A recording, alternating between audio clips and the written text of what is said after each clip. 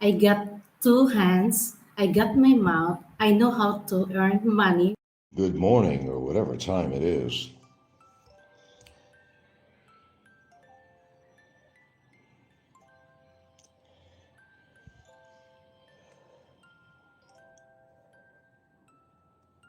Pardon the yawning.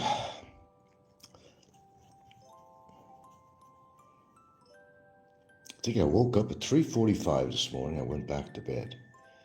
Then my eyes woke up about 6. I said, whoa, okay. Good or bad? Well, according to how you look at it, really. So the doctor gives me Montelukast, which is it acts as both an antihistamine. Well, this is a combo, and this one acts as both an antihistamine and a mucus blocker. Well, I'm not having any trouble with the mucus much in my chest or nothing. I'm pretty good. But the stuff knocks you out.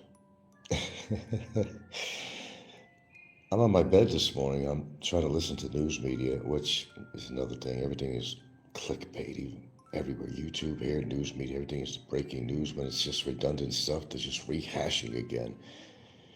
Even on the news media and even the independent news. Breaking news, breaking news. Anyway, I'll be sitting there trying to listen to the news or something on my phone, and the phone's falling out of my hand. It's falling out of my hand 6 times. I said, damn, what kind of antihistamine was that? I've taken that before, but geez. If I sound kind of mellow this morning, because I am. They call me Yellow Mellow. I'm trying to sleep. Well, it helps, but no, I don't use antihistamines at night, contrary to popular belief made by scumbags like Popeye or Don C. or somebody. No, I don't take Benadryl. Barely ever take Benadryl. Just for your information. Breaking news. Okay? Breaking news. I don't take Benadryl. I actually don't. Very rarely do I ever take Benadryl. However, breaking news that I'm addicted to Benadryl too. Okay. If you say so. But man, I tell you, these antihistamines could knock you out. I did get up this morning. No, I had breakfast. My usual oatmeal. Made some matcha tea, which I didn't even finish it because I left it on the table, and by the time I got back to it, I don't know what ants have to do with matcha tea, but maybe they want the moisture that they got on my cup. I said, what the fuck? I could even leave a respectable cup of matcha tea on the table without some outside interference. Damn. Yeah, I feel like a truck hit me. Although you'd like to see that, but I'm very careful crossing the street. Sorry. Got hit by a car when I was a kid. Learned my lesson. Learned my lesson well. All the rest of them can go to hell. Anyway, another good morning. Oh, you know what? I'm so out of it, I don't even know if I did a show this morning. That's how out of it. I don't think I did a show this morning. And for me not to remember that, I know you used to be doing a show early in the morning. I don't believe I did. I swear that's how the antihistamine affected me.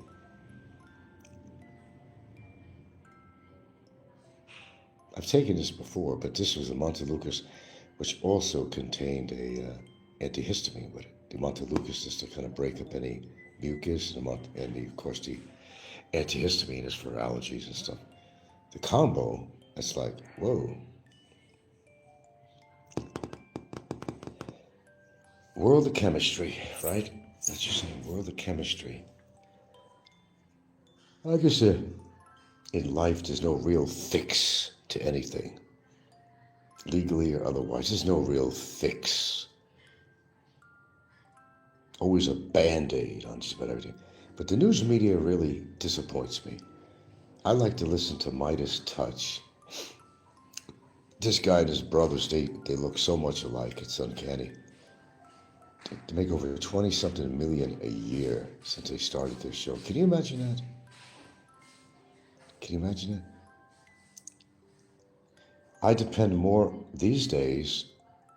I used to listen to CNN in the past. I have to be honest with you. CNN, never Fox, because they were always pro-Trump. There was a partisan thing going on with the news stations, Fox was clearly Republican, CNN was clearly Democratic. Well, which is really not very professional of these news organizations because, can't be biased. But they were. But now, of course, even Fox, they got to keep or save face. And if there is something to report about Trump or something, they don't want to say anything that's going to make them look bad. So they'll have to have some reporters saying, well, putting out some of the real news, or Trump calls it fake news. But even Fox has to now and then put out the real news that may not always be good about Sir Trump. Because they want to save face as a news station. But I'm even disappointed with the major news outlets. That's why I listen to The Independent.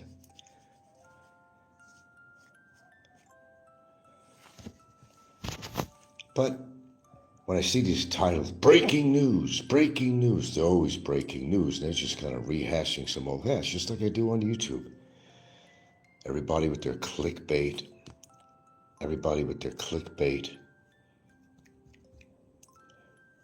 To get you to listen. I just have a problem with that. I've always had a problem with that.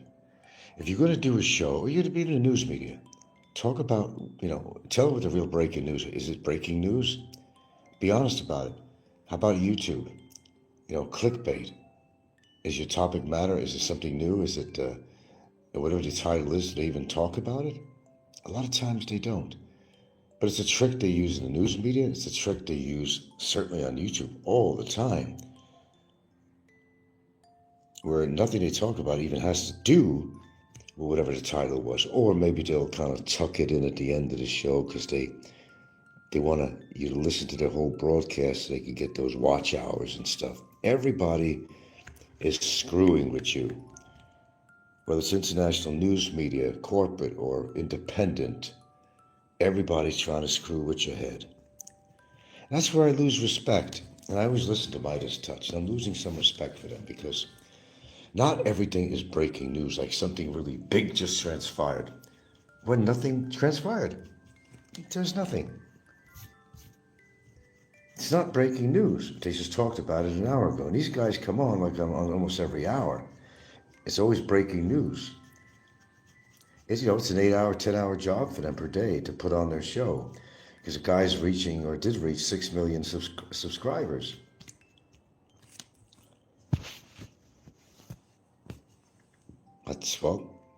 That's how they do it. Even here on YouTube. Oh, if I got news, something worthwhile, I'll say breaking news. And I will have breaking news for you if I say that. Why can't everybody be as truthful as I am? I don't know. Welcome to the new world.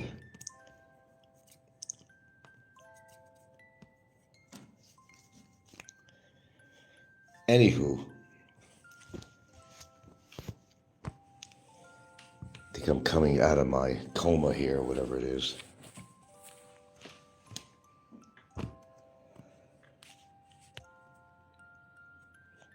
I'm not sure if I should just change things around on here. Well, the thing is, when I talk about other shows, which is the thing that brings you to my channel, I'm actually promoting people. I'm promoting their shows. Maybe I shouldn't do that.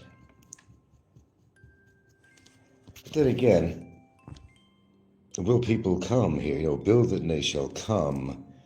But are they going to come here if I don't talk about other people and other shows and what's going on? That I don't make commentaries about it?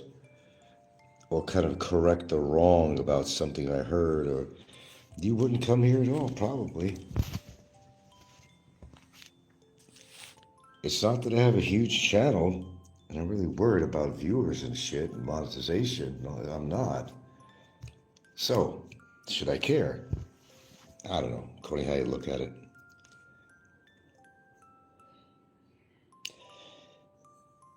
Anyway, I don't know what's going on YouTube, and part of me don't care anymore. I just, it's just like, you know, a chorus, a repetitious type of chorus, a bunch of cooing and cawing of the same information going out over and over and over again by the same vloggers. And damn, that gets old.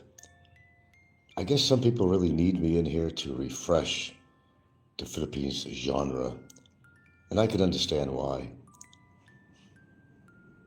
Oh, I could be redundant at times, but it's immeasurable compared to the redundancy I hear on here.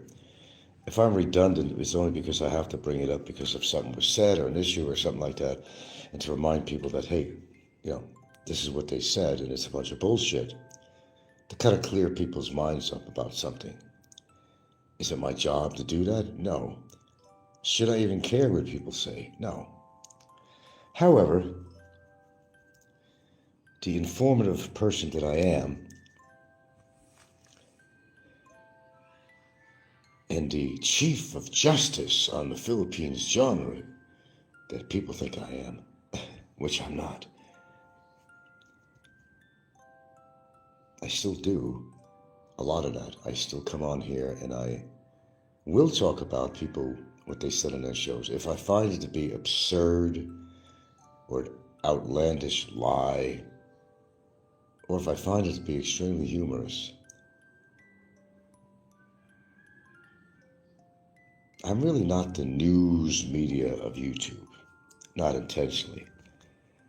But I like to spread the word of truth, the gospel truth, the gospel truth. Let's not let Satan play his hands in what the YouTubers put out on there. Call them out. And I've been calling Popeye out for a long time. And I'm still going to call him out today. The Big Mouth, Sailor Man, War Hero. To go on camera and stop being a coward. If you have something to say about me, Popeye, get on camera and say it to me. Because you're never going to say it to me face to face. At least have the courtesy and the balls of getting on camera and saying, let the people see who you are. Otherwise, you still will be labeled by me and everybody else as nothing but a bitter coward. That's what you are. And no excuses that I don't have to go on camera. I get on camera a lot. I'm not always off camera. People know what I look like. I'm not afraid to hide what I'm looking like. Been on camera plenty of times when I want to, choose to. You, however, apparently have a lot to hide.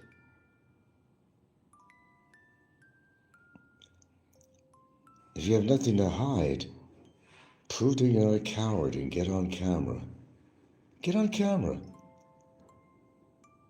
Are you that ugly that you don't want to expose yourself? But wait, you got a big mouth. You got an ugly mouth. Well, let's see your ugly face on camera. Maybe people will have more respect for you if you stop acting like a coward and actually go on camera. Surprise everybody. Show them you got a pair of balls. And stop with your excuses. I don't give personal information out about myself. I don't show myself on camera because I don't want to. Why don't you answer that question, why you don't show yourself on camera? Popeye Robert Clausen. Nothing but a coward, sir. I'm addressing you as a coward. I'm labeling you as a coward. I'm defining you as a coward. Because that's exactly what you are. Ricky might be a real bastard, but Ricky gets on camera. Okay? Jay might be a big fucking loser, but when occasionally he does a show, he gets on camera. But you won't get on camera. Probably got a lot to hide, don't you? Hey, I'm just speaking like I feel. Let it all hang out. If you never get on camera, well, you're hiding something. Show us what you got to hide. I don't know, you might get some respect, actually, if you actually got on camera. I don't know. There might be some people that respect you. But as far as I'm concerned, anyone that's not willing to get on camera has something to hide.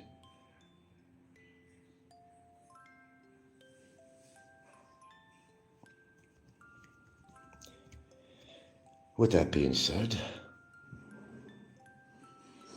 as I said, Pape, when you die, you're not going to just die. Your death certificate's going to say that you ugled to death. Because you're not just an ugly person on the outside, but you're an ugly person on the inside. That's what your death certificate is going to say. That you ugled to death. Cause of death. Time. Day. Market. Cause of death.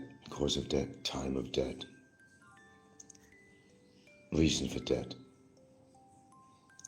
Ugled to death. Ugled to death. Okay. Well, I got a few things to do this morning. Get out of my zombie-like body this morning and get some shit done around here. But that's my challenge with you. That's my challenge with you, Popeye.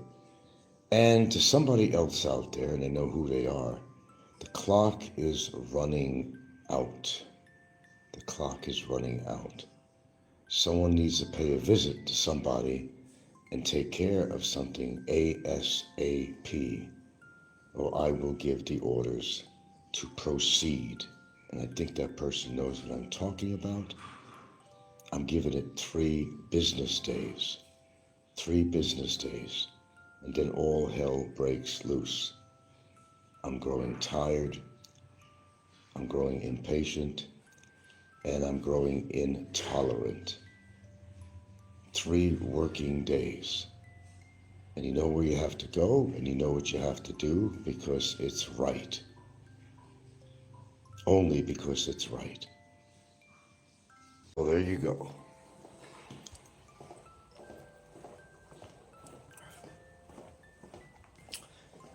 Yeah, I just had somebody write me. Somebody just write me an article about somebody I don't really want to talk about, Vitaly. But this is what goes on when there's so much corruption out here. So much. And I gotta read something here. Hold on.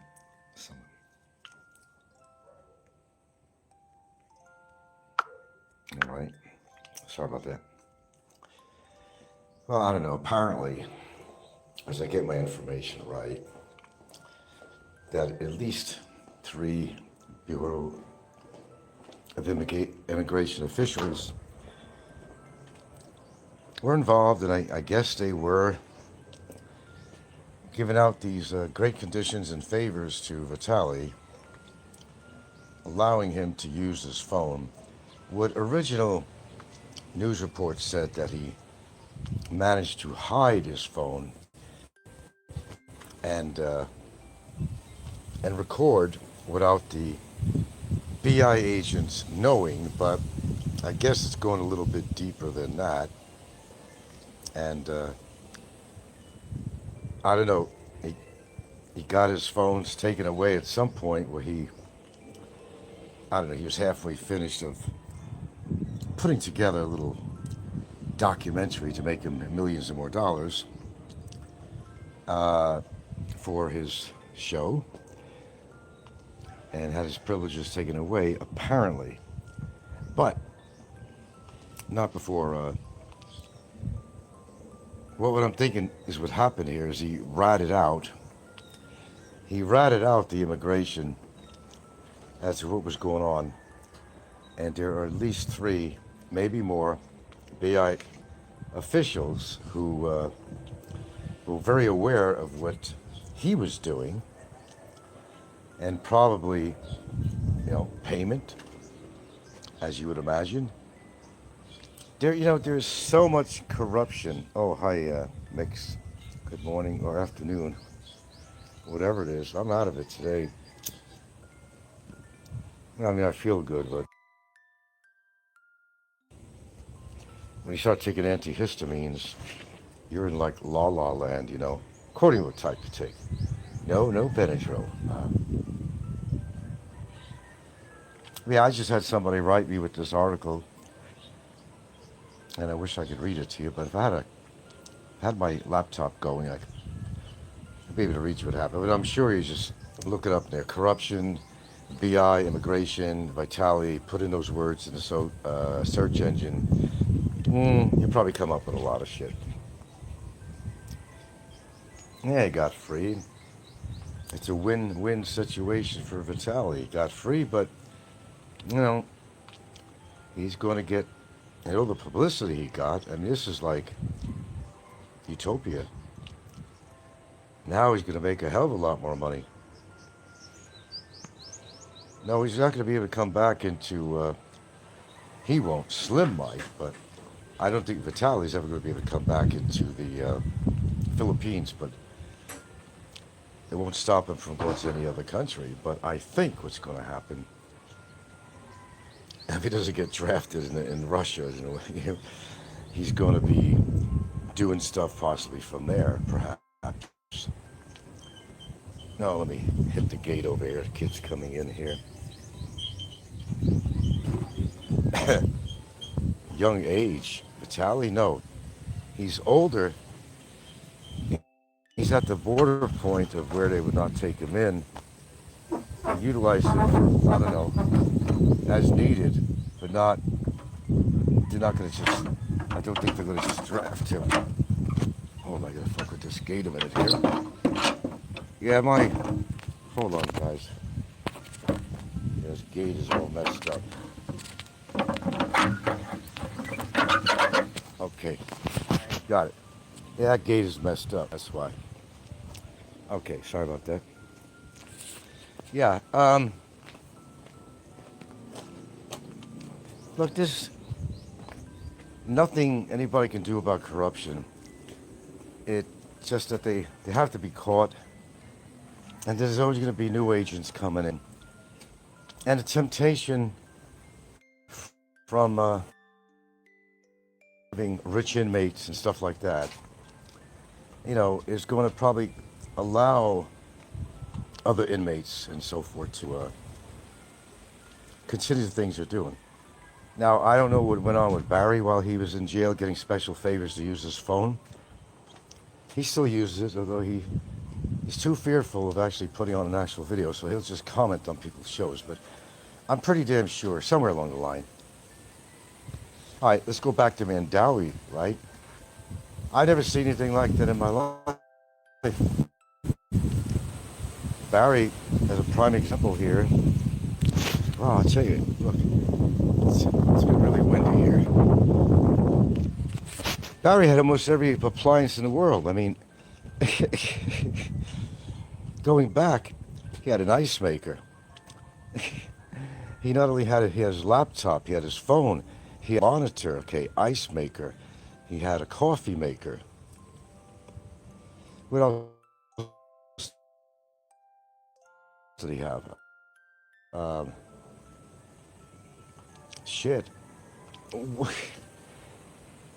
These agents were just babysitters. They I don't think they even really worked for immigration. They were on that facility. They dressed in street clothes. They were on some low level. If they were with immigration, they were on some low level. Underpaid, of course, as you would imagine. And some of them lived on those premises, actually, which was housing or people squatting or something. The place was, just, it was a mess. I mean, the place needed to be just torn down, Well, he's, again, makes his age is, well, I was coughing more than that. That's just a rare one that came out. I just had some peanut butter. I like to pick on my peanut butter jar. I think at his age, he was like borderline or something where if they really needed to him, they could draft him in. But from when he came to immigration point in Russia, he had to automatically sign papers,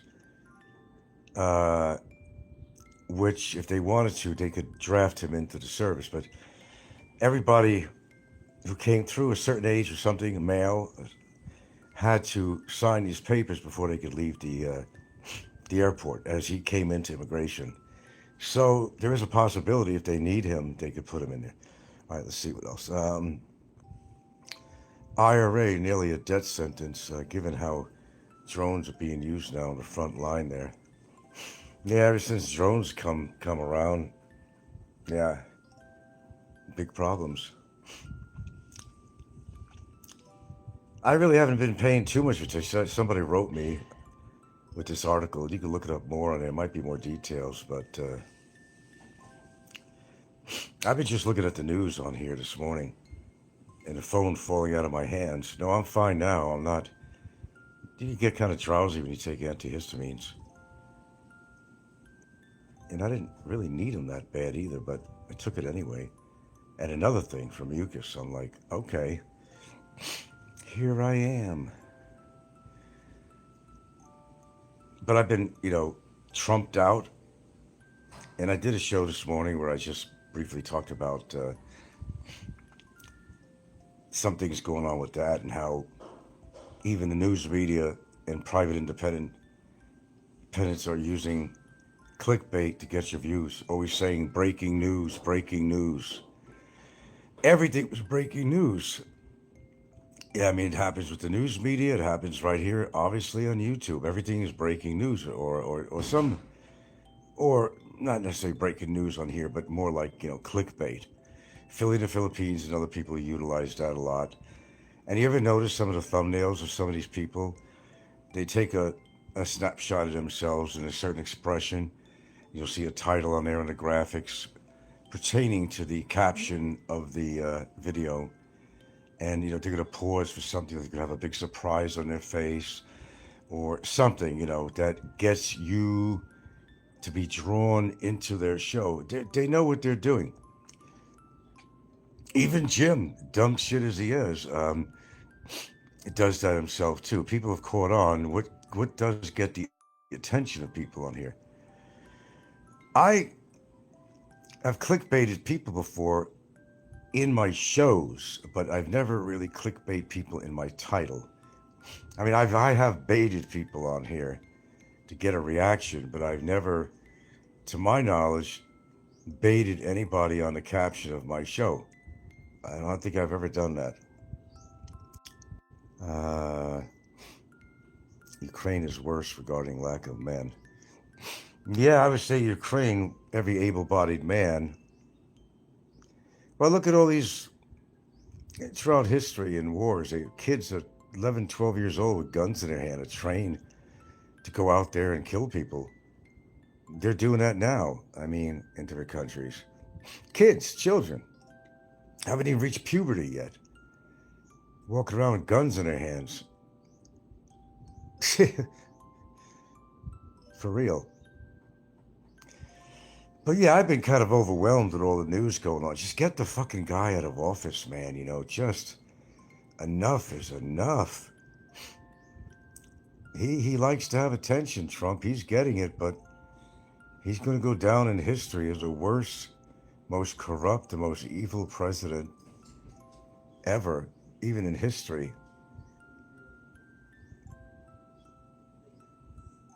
And the midterms are going to come up, and well, he ain't going to like the numbers. But yeah, Trump. Vitale. And slim. They still haven't stopped giving him publicity. Which, as I said in an earlier part of my show here, is that is just going to make them more money. Because when they start vlogging again, which will be anytime soon, I'm sure, you're going to get curious and watch it. I'll probably get curious and watch it, right? Be fair about it, include myself and thousands of other people. Because this is like national news all over the place. The guy's going to make a fortune from this. He's not crying from what happened to him, Vitaly. It may have been some rather uncomfortable accommodations, rats and roaches and all that shit that they talk about, but he got over that because he was freed. He was freed. Now he can shower, clean up, put some nice clothes on, civilian clothes, and go back to vlogging and make a lot of money. How do you feel he is compromised?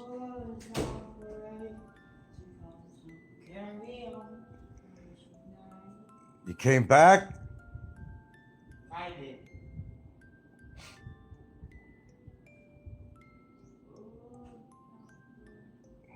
Hold on. Well, as far as compromise, well, one of the problems is twofold. One is that he got a lot of negative attention for what he did. And other countries may even realize it too. They may not want him in certain countries, Thailand, any other country, Southeast Asia especially, which got a lot of coverage from. They may not allow him to get in the country.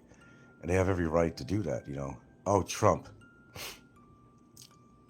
Yeah, he'll be out.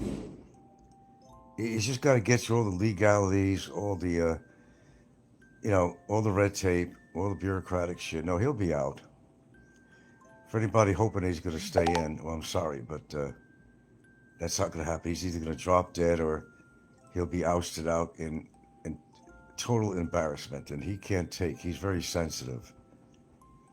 He don't like people talking about him. Gee, sounds like YouTube, huh? That he don't like people talking about him, but he can sure dish it out to the rest of the world. He's like the most hated president in history. Some people have their problems with, Tricky Dick, Richard Nixon, but when you think about this guy now, there's no comparison at all. There is none.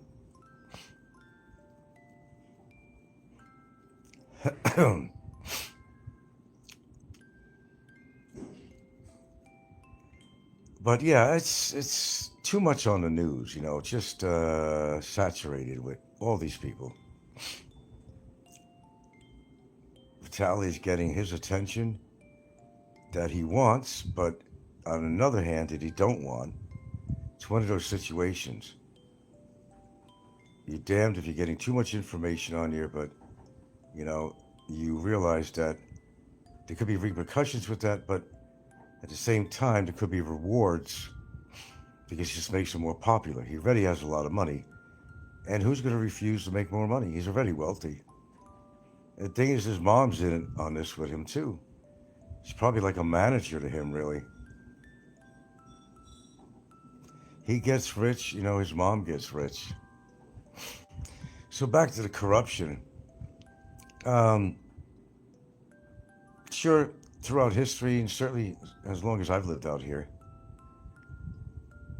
there's been a lot of officials arrested for corruption out here in this country. That's not going to stop because poverty sucks, okay? And a lot of government jobs are not paying as much money as you may think they're paying as far as their standard salary. However, there are occasions when people will take advantage of their positions and find ways to make more money when offered to them. And the temptation is really strong and they give into it. Where they originally would never do that, perhaps. I'm not totally sticking up for them, but I think maybe they originally would be scared about doing that, but then they say, oh, fuck, let me take a chance. Maybe I can get away with it or something. I was just a rich foreigner, everybody takes advantage of rich foreigners. including the women. But so does, people working in government offices too. I can, well, I'll leave that out. Let's just say I know personally that there is corruption out there. I know personally that there is corruption. I mean, nothing that I did, but nevertheless, I know there's corruption within the system. Believe me, I know. I know. So basically, my advice to anybody that's coming to this country, and by the way, I still love the country. I like being here. I don't like the corruption and all the crap and how foreigners could be, it's gotten to a point they have to watch how they blink their eyes, or the government will get you for something. It's like what's going on in the United States right now with the ICE agents. They're pulling people in just to color their skin, or they look suspicious or have an accent. And the funny thing is, one of the ICE agents that arrested a guy who had some kind of Hispanic accent, the guy asked him, "Why you arrested me for?" "I hear your accent. You're not American." But the ICE agent who arrested him, accosted him, was speaking in an accent too. He was from some kind of Hispanic background or something. You get my point? Okay. Without me getting a sore throat.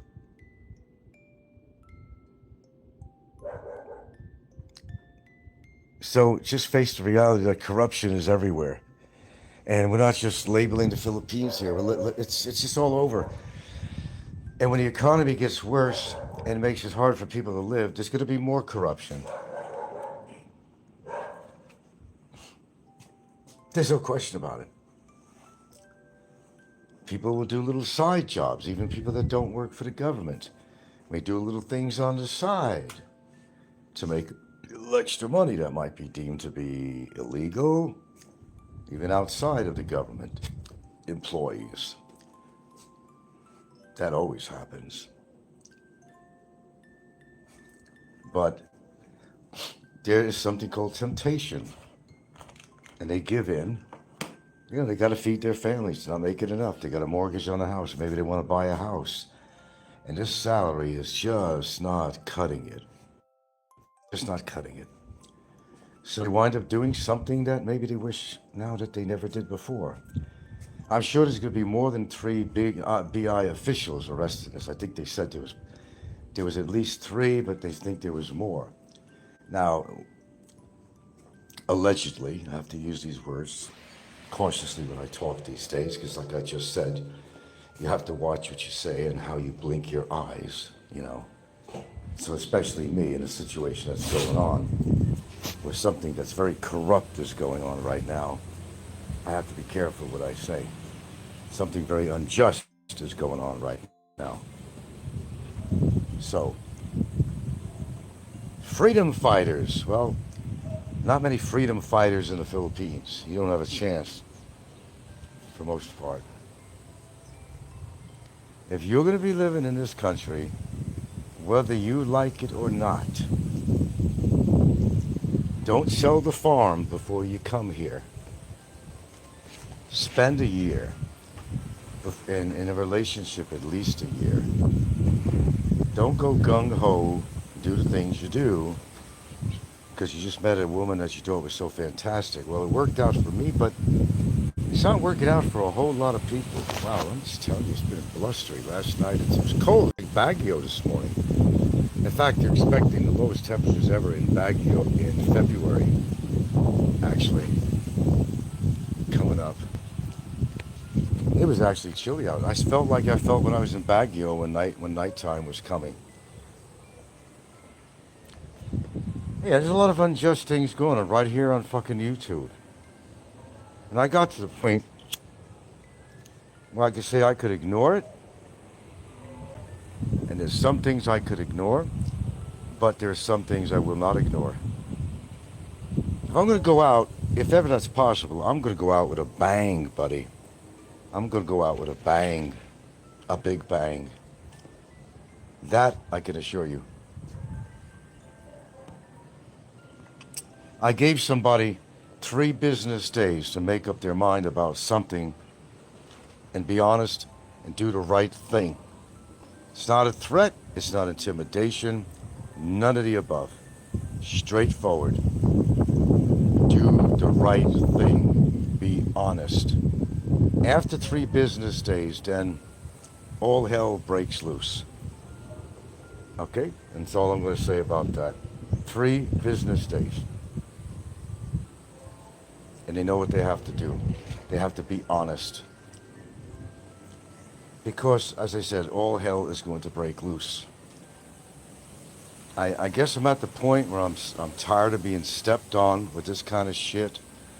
I just want to go on and live my life out here. I'll even get off YouTube permanently. Because personally, I'm at that point where not only is it getting boring for me, which is something that's very important, my boredom.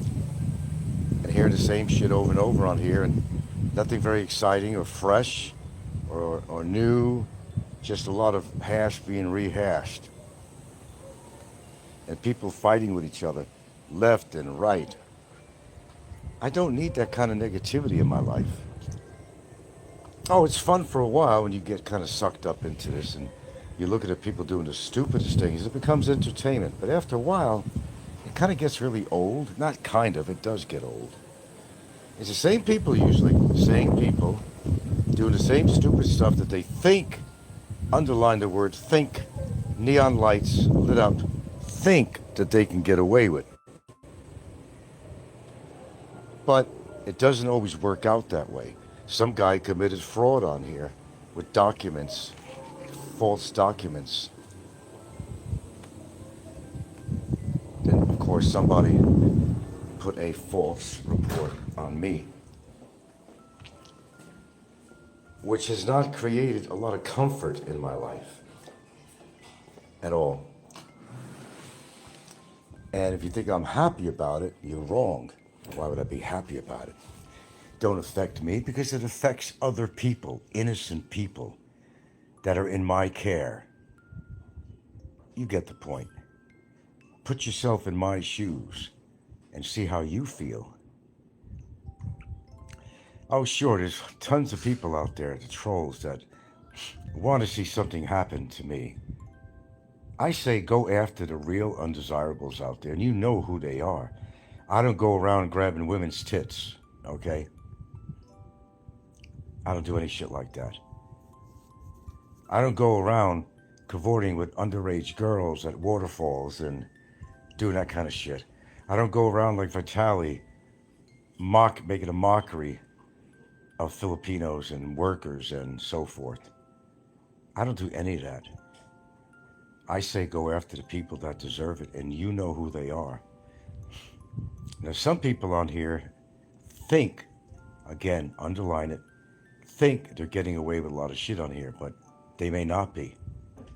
Because nobody really knows what's going on behind the scenes, whether I have to do with it or somebody else has something to do with it. I know things on here that I will never reveal until the time comes when it becomes public. Well, yeah, she didn't want to hear this shit, but it's hard to hide it from her. Someone that she loves, is under some scrutiny. Of course it affects her. She's not visibly stressed over it in no way, but internally, if she had to, if she could do it legally and she'd scratch the eyes out of that blank who put that report in. But, we're not violent people. She has no fear of any physical threat from either one of us. But it's how we feel. How we feel and what we do are two different things. We choose to do things legally, not physically. That wouldn't work out very well for us. We may achieve what we want to be physical, but no, it's not going to accomplish anything. Like I said, a certain guy that's in jail, I've had many opportunities to beat the living shit out of this guy and break every fucking bone in his body. That's how I felt. And I came close to that one time in Malboal. You have no idea. But I had to stop myself and say, no, you can't do that.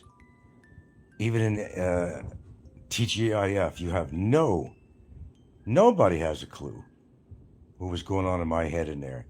I saw an opportunity right in front of me. But he was accompanied by this big old fucker Hollywood guy. I knew the whole thing was a setup with Ricky. That piece of shit. Ricky just wanted viewers and donators for his channel. He set the whole fucking thing up in TGIF. The whole fucking thing he set up. Or TGI Friday, whatever. And of course our kids know what's going on with this. Of course they do. Of course they do. But then you got these freakazoids. If I have to worry about some freakazoid coming over here, doing some harm to this family, they worry about it.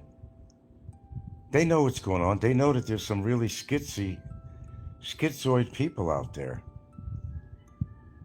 These people that don't even know us personally. We've had people threatening us on comments we've seen on YouTube. I've had a couple of people that used to know my email, and they'd be sending me threatening things. There's not anything they're not aware of, because I want them to be aware of it. There are some really sick fucks out there. Ask Popeye. He knows. He had a few people threaten him. He got off YouTube for 6 months to a year when that happened. But Barry doesn't know what trouble he was in at TJI Fridays. He has no idea. And if you would have heard me talking after that, and I figured out Ricky set it all up. I said nothing to Ricky after I left. I had to get a ride back home to the condo. I said nothing about it to him until later on it all came out.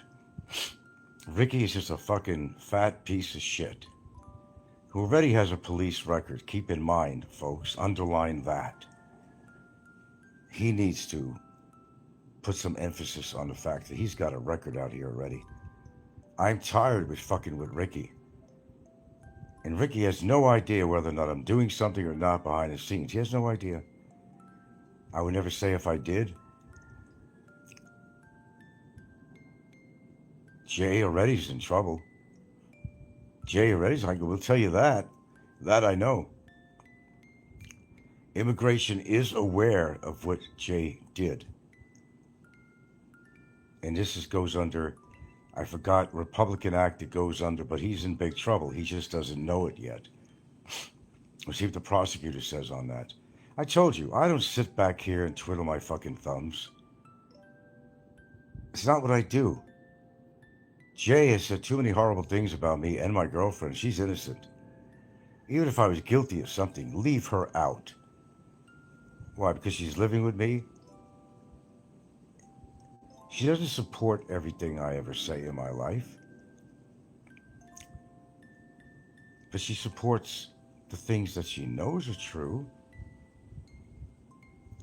And seeing behavior like that, even the asshole behind the copycat channel, showing pictures of her as a bar hooker or something. I will tell you the truth. I find out exactly who that is. I'm just going to do things very silently. I will take care of that situation as best as I can. Because why do they have to include... Well, I know why. It has to do with something Aloe will admit that he said, that if you want to go after somebody, go after their emotions, go after a family member, go after someone they love. Aloe said that himself. And that's what they practice. They figure that's going to hit a nerve with me. Well, in the beginning, I got to admit, it did hit a nerve, a big nerve, almost like a sciatica nerve. But after so many years of hearing this shit, I don't even respond to it anymore. I know what they're trying to do. They're pulling my chain, trying to get me to react. I may talk about it, but I'm not stressing. I'm not pulling my hair out.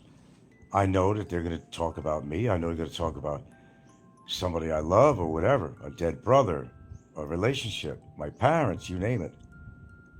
That goes with the territory over the past fucking 10 years. I developed a lot of thick skin on this. I'm not like surprised if I go to the copycat channel, I find yet another almost every day.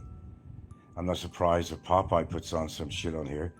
But Popeye, I think, is going to pay his price. I think Gilda persuaded you to stop and TJ. Yes, she did.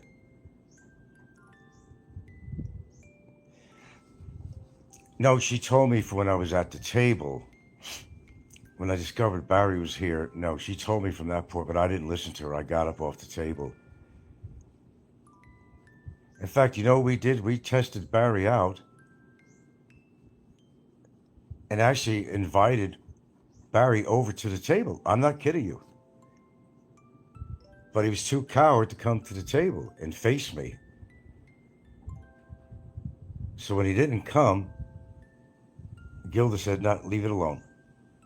I said, "Fuck this." The way he's talked about you and talked about me. I got up off the table. She didn't want me to. And she was upset that I got up off the table, but she understood how I felt. Yeah, I'm the one, just to get the record straight, and the videos are out there. Videos don't lie. And there was no AI done on these videos, I assure you that. No editing. I'm the one that got off the table to go approach him. So he jumps off his chair, his feet not even hitting the ground because he had short legs. And he had one of those thick little liquor glasses in his hand. And when he got off there, he held tightly with the liquor still in it, was going ready to throw it at my head, and he admitted that later on. And his hand was going into his right pocket that contained the pocket knife that he actually wielded against that poor bartender, having to do with the money that he previously owed on the bar bill. And he was trying to intimidate her with the knife is what he did. That's why he cut off the audio. I know exactly what happened.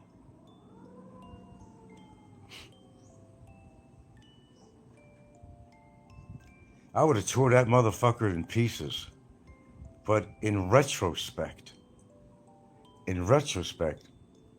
I'm glad the way things went down. Because I would have got in trouble too. Well, no, not necessarily, because I would have waited till he threw the glass at me or raised his arm or something, or took his knife out of his pocket. I was smart enough, although I was acting on anger, but then the smart part of me took over and said, no. Let him take that knife out. Let him try to throw that glass at me. Then I have poetic license to beat the snot out of him. And it would have been quite a spectacle because I would not have gotten off him. Because if I'm having a fight with somebody, I want to make sure I could finish the fight if I'm able to and physically able to. Then it would be over. I wouldn't kill anybody. I wouldn't do anything like that. But that's what a fight is. You don't know what could happen to the other person. He could have knifed me. So you think 3 years, his imprisonment, is enough? All the do-gooders out there think that 3 years is enough. I don't think it's enough. I don't think that was enough. That was winning of case when Gilda diffused it. Oh, Ricky didn't. I'll tell you one thing. Ricky didn't try to defuse it, though. Because that was a whole setup, this piece of shit. I hope Ricky gets whatever he gets. A fucking heart attack. I don't give a shit from his obesity. I have no sympathy for somebody like Ricky and the others. That might sound harsh and cold, but that's reality. Some people, they try to get away with too much, and nobody wants to do anything. Although Ricky has come close to getting his ass kicked on many occasions of people on YouTube he talked about. People he met at malls and stuff that he talked shit about. I remember a guy getting off his chair and Ricky just calmed down. I remember Mick Fish Sandwich coming over to Bamboozers when, Barry was there and Brevis was there, and how Ricky backed down to McFishburger. Now Barry just went to the side and hid. And of course, afterwards, Brevis, I was locked and loaded, ready to go. He's another coward. He wouldn't have done shit. He wouldn't have done shit. People are all talk. Because they know better. Because especially here in the Philippines, and especially because you are a foreigner, and I don't care if you have a 13A or 13Z, or if you have an SRRV, you're still in the Philippines. There's still Philippines law. And a foreigner is not going to have as much of a chance than a citizen does out here. And the law will take advantage of you big time. So you better not getting into a fight with anybody physically out here. Because, number one, the law, you wind up in jail. Number two, because you could break their bones, but they're going to heal. And if anything, you fired them up even more than they were fired up. More to come. It doesn't resolve anything except you get satisfaction and you get to release all that endorphins and, to try to rectify a situation that needed to be rectified. And you'll feel really, really, really, really, really, really good about it. In fact, you'll get a natural high without drugs from the act of doing so. You certainly will. In a case like Barry, be better than any fucking orgasm in the world. Better than an orgasmatron machine. I would have left there feeling so fulfilled and feeling justice, but I couldn't do it. Oh, Frank, afraid of Barry. Oh, God, if you only knew. If you only knew the things I could tell you. Afraid of Barry? That is a joke. That's a joke. Let's see, what's the reason ego? Well, I don't know. He claims, number one, that... Hold on, I gotta get this message here.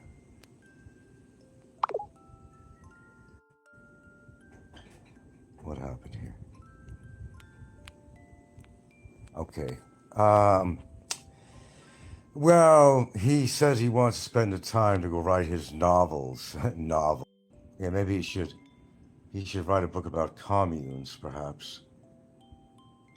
But, well, because I think even the big wallet feels that there is evidence on some of the things he's put out that people could use against him.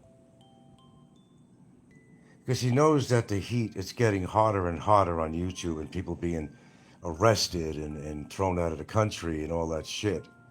And Big E has done stuff too, damn well he has. And what do you think he didn't come back to the Philippines for? Everybody wants to talk about adultery.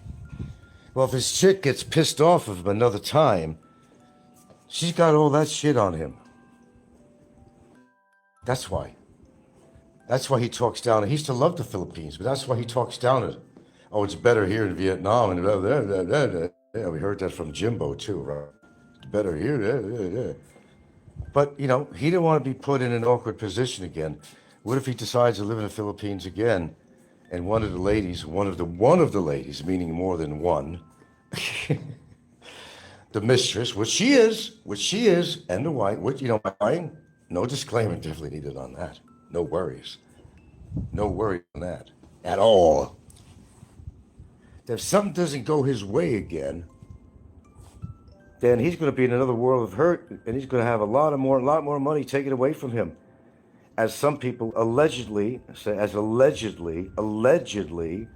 would happen to him the first time with one of his harem members. Okay? Allegedly. I mean, I know it went down because I heard it from his own mouth, but for legal purposes, I'm going to say allegedly. Allegedly. Underlined, neon signs. There you go. No other disclaimer. Let's see. mixed. The thing with Big E is he doesn't realize that you record everything with. Yeah, well, they know I do. But they don't know how well I recorded. If it ain't the full video, I'll at least get clips, which I'd rather have the full video. But I like the full video that shows the name of the author of the show, timestamps, all that shit, because that's what the law wants. They want to see timestamps. They want to see you on camera, hopefully, for the most part, although not necessarily. But you have a better chance if it's all on camera, like what happened with Barry. He couldn't believe his eyes. How could it be that stupid? You see, the thing with Barry's situation is I've actually showed on my own shows of him calling me and threatening my life and calling me a pervert in every definition of the word and pedophile, all that shit. So when he was in that courtroom, I mean, you had to have been there, man. Man, you'd have to have been there. And then he did a show later on. He goes, where the hell did Frank get that evidence? Where did he get that evidence? What do you mean? What does he mean? Where did I get that evidence? Is he for real? Is he that fucking stupid? I've showed some of that stuff. How could he not know that I had evidence when I shared a lot of it right on my show? So how could he think that he could get away with not threatening my life how many umpteen times and calling me what he did? Now you have to be seriously mentally ill to not see that. And yet he gets surprised when it's on at least a 50-inch screen in the courtroom for everybody clearly to see and hear. And the volume was up high enough that everybody, even in the courtroom, turning their heads and then they're looking back at him like, oh, that's the guy, that's the guy. He was standing in the back of the courtroom. He didn't even want to sit behind me. Maybe he was afraid I was going to get out of order and fucking punch him out. Of course I wouldn't do that, especially have a case against him. I'm not that stupid. Temptation's one thing, but doing something is another. When he saw that, you should have seen his face. I believe he turned red. Okay, read. Big Ego was a hairbreadth away from becoming a pauper. Well, I don't know. Again, I'm watching what I say. I don't know how much money was involved or anything. And I don't even know, except what he said on his own thing on Facebook that a lot of people saw. So my information gathering is from actually a lot of shit he said on his Facebook. And I know somebody has a copy of that. I'm going to try to get a hold of it too, to keep for records. I admit I don't have that copy, but I saw it myself. If I saw it with my own eyes, then yeah, I could believe and to be real. If it ended up in the PI court, that's why he bailed the Vietnam. Likely so. Well, they had to make up. You got to understand that. He had to appease the situation. He couldn't afford to go through that again. I'm sure they reached, allegedly, some amicable, situation to calm down the situation. Mick says, deep down, how could Ego have any feelings for his wife that was ready to destroy him? He's just putting face with her to keep himself afloat. How could there be any love with that woman? I can't answer that. It's just a convenient situation, I guess. I don't know, maybe he gets tax credits for being married or something. I don't fucking know. Would you marry him if you were a chick? Well, everybody has their own taste, but money goes a long way. You too could get a harem if you want. Just put that carrot out. They'll follow. They want to take a bite of that carrot. He's no special he-man or nothing. He's not a special man. Not even especially good-looking and so forth. To get any woman. But it don't matter. If you got money, there are some women that might be attracted to you. Now, for legal purposes, I told you I'm always being careful on here. I'm just going by what I heard on his Facebook, which was public, to note. Also go by what I've actually seen on his videos and how he's actually treated his spouse. And I talked about that a lot, and I will not withdraw my comments on that. I think if you respect a woman, you don't put her in a bar feeling her tits in public and then have your mistress go out there on a dance floor and dance very sexually with your wife, and she participates in it too. That's not showing respect to either party. Now, I'm not withdrawing my comments on that because I saw it. I saw it. I saw it. And I commented on it many times. So if your question is why does a woman or any woman be with him? Well, you just have to connect the dots. You just have to connect the dots with that, come up with your own conclusions. I'll be limited on what I want to talk about this. But I know what I saw. I also know what I heard on his Facebook. As I said, I don't talk about anything on my show unless I've already seen it or heard it. I will stand by that statement. I just don't do that. Call me this, call me that, but don't call me a liar. Because that I'm not. I didn't lie about shit on here other than, the fucking thing with the tree, Mactown, wow.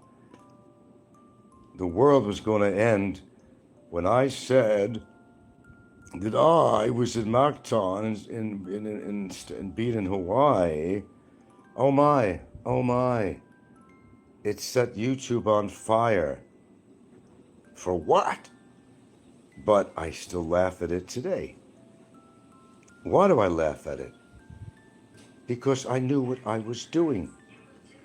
That's why. I knew it would get a reaction. See, I'm not as stupid as you think I am. I have my fun on here too. More than you know. Because you don't know what's going on in the background. You don't see me and Gilda laughing. Not our ass off, but you don't see us smirking and laughing when we listen to something on here or something you said about me and her, whether it's about her background or mine. We look at each other and just smirk sometimes. And sometimes we actually physically laugh. Seriously. We have our fun. We had our fun. We definitely had our fun.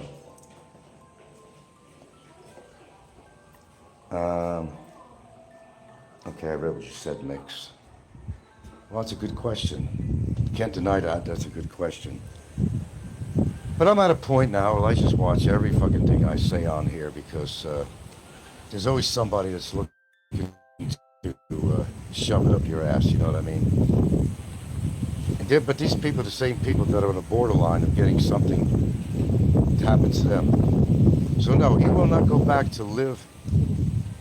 He'll go back by himself to do some business or whatever he has to do in the Philippines, but I don't think you will ever see him bring his family in the Philippines.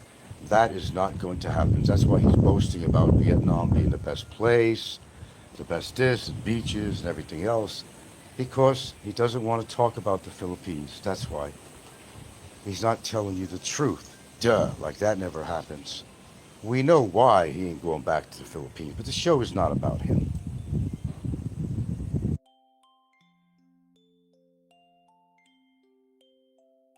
You kind of brought him up, and I kind of responded to some of your comments.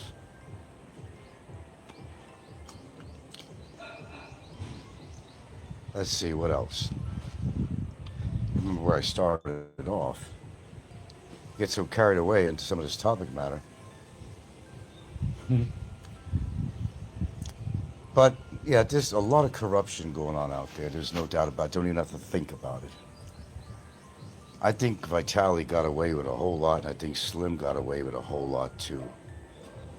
But they will be rewarded for it. They will be rewarded for it. Monetarily. On their shows, when they start getting going again. You watch and see. Mark my words. Mark my words. Today. As soon as they get on, you're going to see so many people come on there. There's going to be so many viewers, new subscribers, and there's going to be messages rolling like a ticker tape in a stock market. You won't even be able to read the comments. They'll be going by so fast with people asking questions that you'd have to screenshot the screen in order to read the questions or comments. Literally, not figuratively.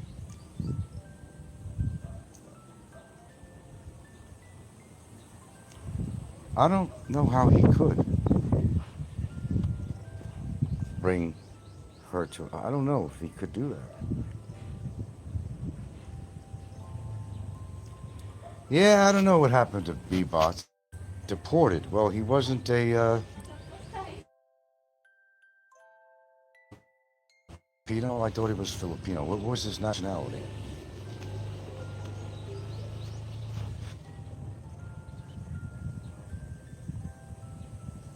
I assumed he was actually Filipino, but I don't know. What was his nationality?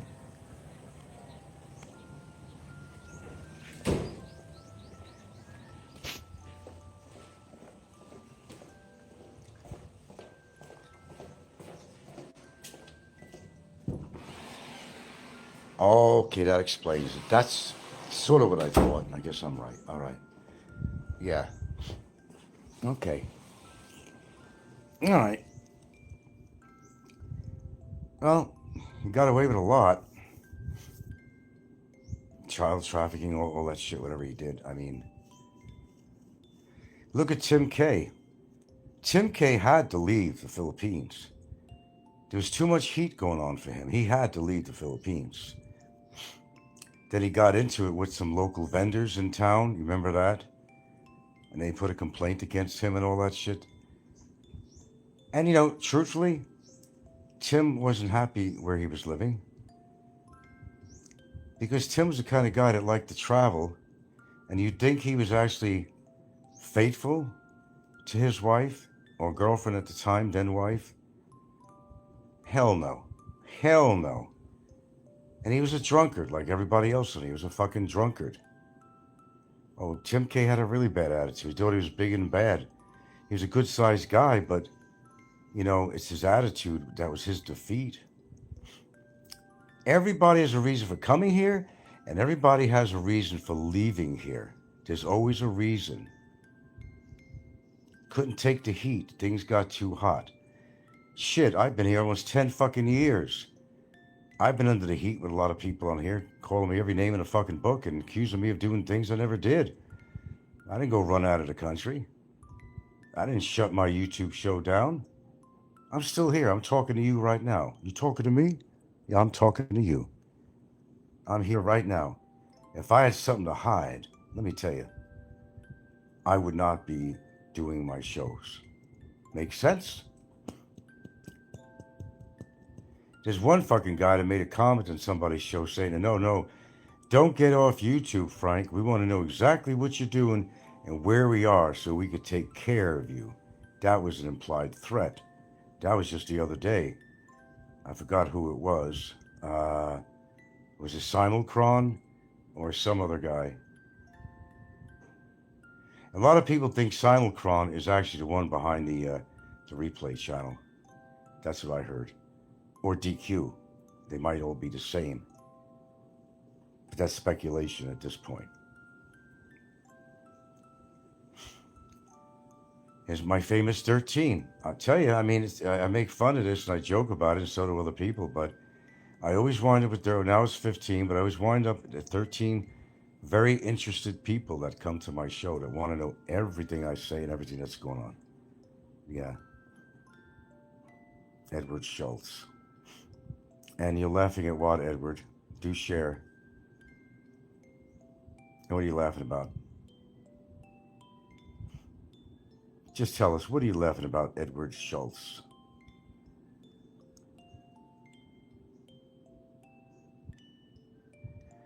People, in the end, will get what they deserve. I've always believed in that. It's called karma. I'm a firm believer. I may not be religious, but I believe in karma. What goes around comes around. And so far, I've been right on target with a lot of people on here. Got to be something to it, man.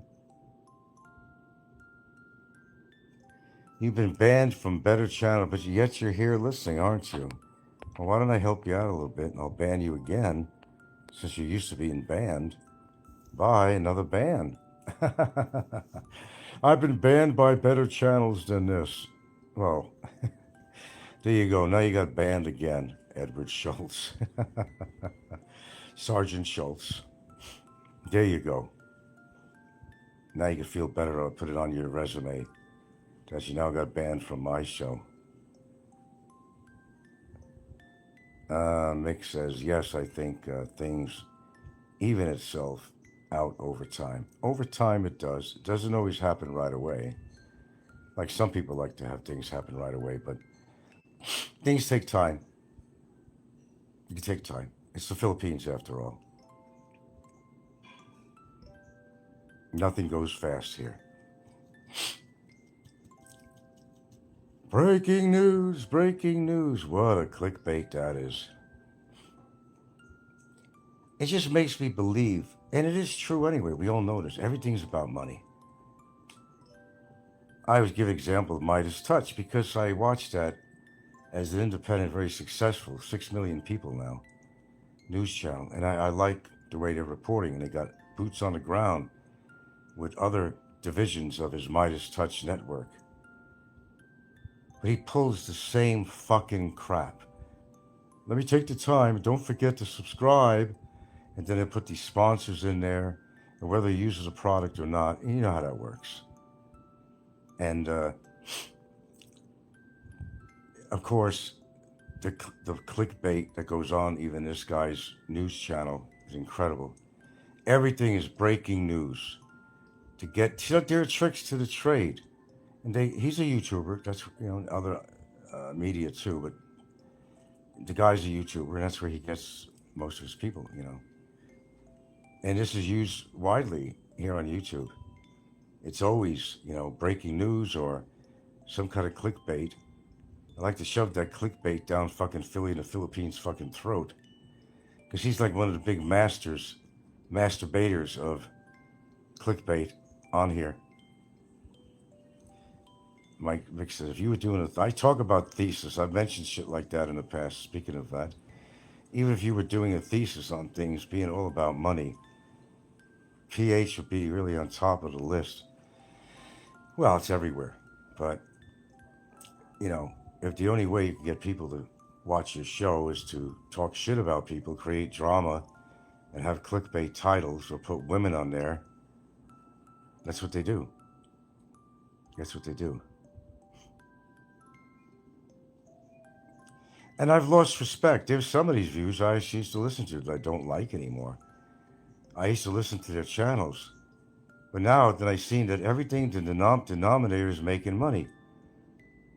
I don't know anybody else on here at all that has been on as long as I have, and I'm not monetized, that comes on here just to say what he wants to say and is not expecting any monetary return.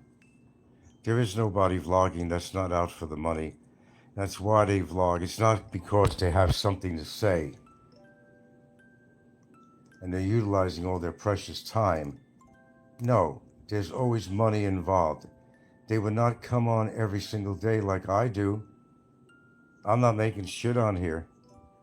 I'm not monetized. I don't give any other information to Gcash and PayPal and any other platforms. Do you see it on there in my description box or anything on there?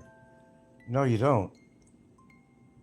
I'm the only one on here that comes on here, speaks the truth, tells it like it is in this community without expectations of payment. Oh God, if I was a psych student doing a thesis, boys, just come over here. You want to learn about human behavior, come over here in this community. Boy, you'd have a lot of papers. So in other words, to sum it up, these people that think their shit doesn't stink are finding out differently. It stinks like anybody else's, maybe even more. In other words, they can't afford to talk about me or anybody else. And while my voice is still hoarse, I could feel it actually.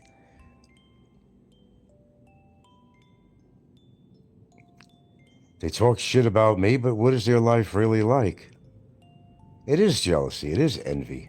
And they joke about, oh yeah, what do we got to be envious about you, Frank? You're broke, you're this, you're that, you're this. Am I? Last I checked, I'm not broke. He's unhappy. Really? You know I'm unhappy? How would you know that? I mean, really? That's crazy. How would you know that? Well, my relationship ain't good. How would you know that?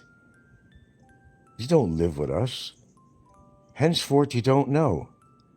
You can speculate all you want. Don't add up to a hill of beans. You can't dictate what my life is about. Whether I'm happy or broke or rich or depressed or bad health or good, whatever, you don't know.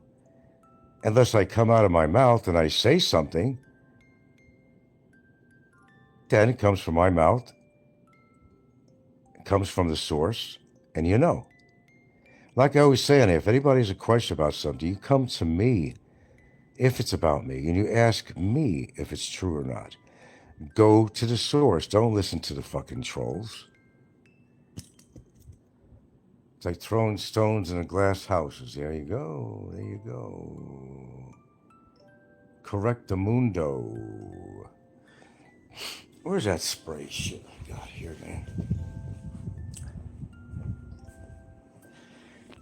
Well, I'll tell you what, I really wish there was a lot more to do around these parts of the country where I was living, where I made my choices to live, right here. Because sometimes I do feel like I'm in a, what do they call it, a convalescent center or some shit like that. I'm not going to lie to you about that. Sometimes I feel like that. Because it's not the big city. It doesn't have the amenities of the big city. But, that's the trade-off. It has its own charm. It has its own charm. You could succumb to the negatives, or you could embrace the positives. Oh, well said. Very well said. There you go. That might explain a lot. There you go. I have to spray this shit down my throat. And on top of that, I want to take a Strepsil. I got to get the battlefield out here. Kind of a dry throat. You know, you can hear my voice, it's a little bit raspy. The motherfucker doctor, he looked at my ear, but he didn't look at the back of my throat. I just remembered that. Just came to my mind. They're not always very efficient. Okay, your question was, let's see. Do you agree that Heidi did worse than Vitaly and Slim? Well, what she did when she lived in America. Oh, yeah. She walked around and pretended she had a bomb on her with a vial of liquid or something, too. And a written note to give her these particular drugs. Twice. But word went around to the pharmacy. She was so stupid, she tried it again, the second time, and she got caught. And she went to prison. I'd say Heidi did worse. Absolutely. But she comes on the YouTube show like nothing's ever happened, except that one time, I think it was somebody was attacking her for that stuff. She was crying on there. Do you remember that? I think Aloe put that on. I think he still has it on his videos of Heidi crying her eyes out.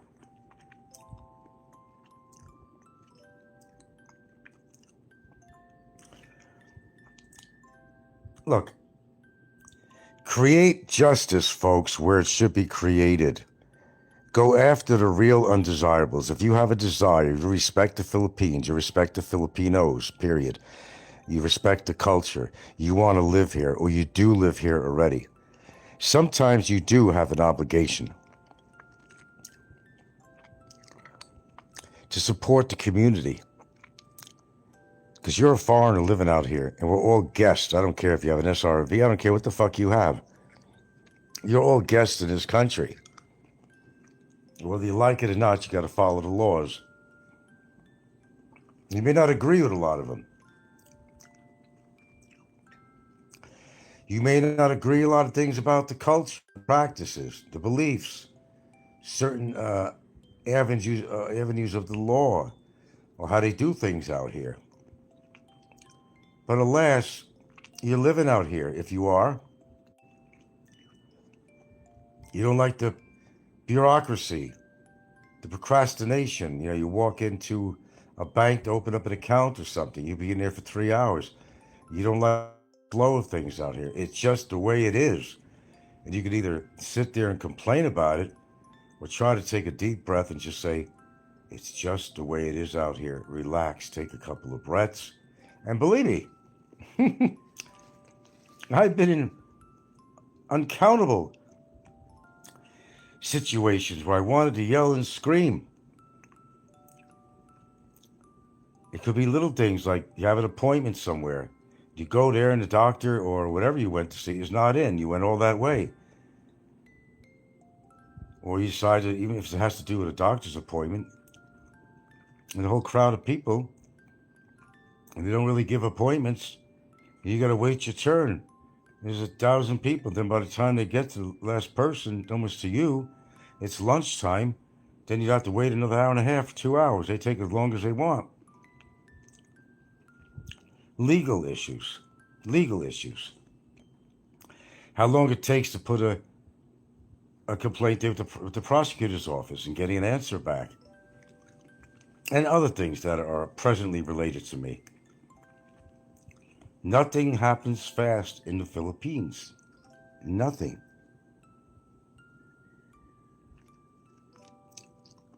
Can I state exactly places to report the evil? Well, if you're talking about Haiti or something, you just have to contact the Board of Immigration. There's different contact information out there. But I will tell you something that you need to know. A lot of people make complaints about a lot of people. Unless it's a signed, notarized document, when you provide videos and other information, they're not even going to look at it. They'll throw it away in the nearest basket. Or you have to go yourself. Bring your identification, who you are, to your nearest immigration investigation people and sit down with them and say, this is what's going on. Or, if you want to go that far, you can hire a lawyer. They can put together an affidavit.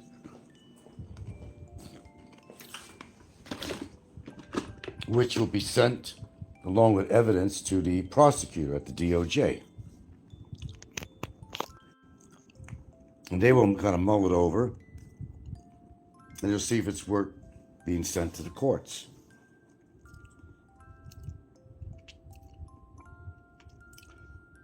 Because a lot of people, man, they just, they want everybody else to do the job. Oh, I'm not going to do nothing here. Let Frank or somebody do all the dirty work. Well, I've carried people too far, too long. You know, it's your job now.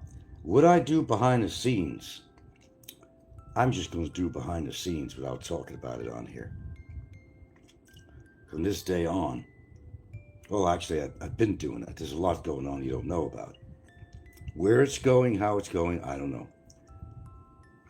I'm not going to say absolutely nothing about it. The only people that know about this are the ones that receive paperwork. They'll know about it. I'm not going to flaunt documents on here. Or false documents, put it that way.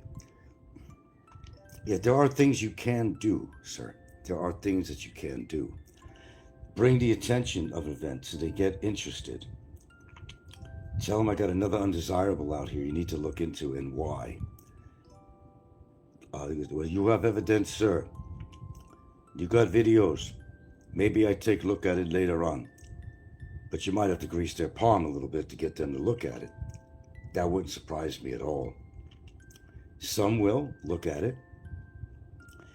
But your best bet is getting a lawyer.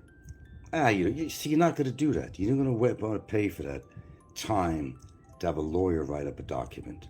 The lawyer don't even have to represent you. You don't have to pay a retainer fee, by the way, if you're worried. No, you could hire a lawyer.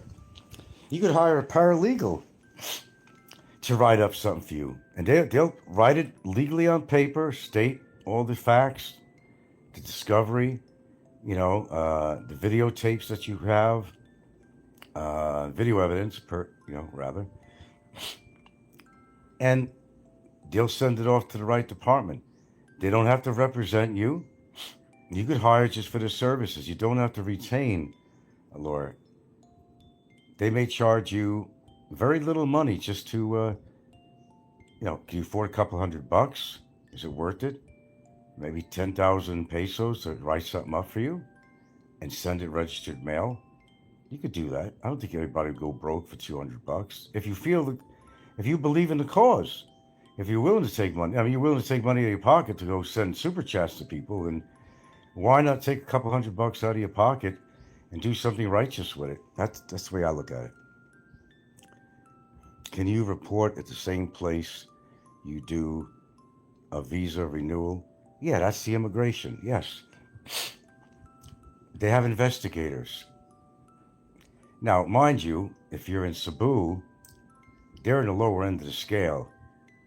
All they do is send this information over to Manila, to Intramuros. Okay? That's how it works. They're just like the low end of the stick in Cebu. Because everything has to go through Manila. So if you're in the Cebu area, if you're in Manila, that's even better. You go right to Intramuros office over there. Fourth floor, I forgot what it is. Go over there and see if you can sit down with an investigator. I'm sure they'll be willing, if they're not too busy, to sit down with you and hear what you have to say. They may throw you a bunch of bullshit thing that they're going to look into it and they don't. Or they might. Or, they might hint at something else, which I won't go into. Shit happens. But you got to get their interest, okay? And don't get involved with handing money to nobody, because you could be set up. Don't ever do that. Don't try to bribe anybody at the immigration office, because you might get a real straight shot there that thinks he's being played and will turn on you and get you for bribing. Don't even try that. Don't even try that. You asked the policeman where to report. He said to go to NBI. Well, yes, that is an alternative. But I went there once in one of these situations, gave him a whole story, gave him videotapes. Okay, well, we've been busy, but we'll assign this over to this other officer here. All right, so turn over all the fucking paperwork at this guy's desk, all the evidence. I think that had to do with Fazio at the time, I believe. But it goes on his desk. I hadn't even got the name of the guy because he was out for lunch or something. I go to call there. Well, we don't know who that officer was that got your paperwork. And all the time and money I spent on buying the cards and recording this shit. So I had to take care of it another way. So it's complicated. But yes, NBI, you're not going to pay a lawyer, retain the office, because that's, supposedly what they do.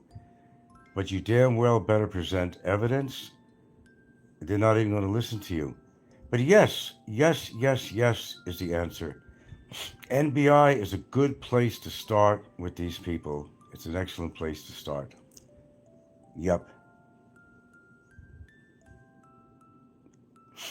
Yeah, go to the NBI. They're like the equivalent of the Federal Bureau of Infestation, okay, of investigation in the United States.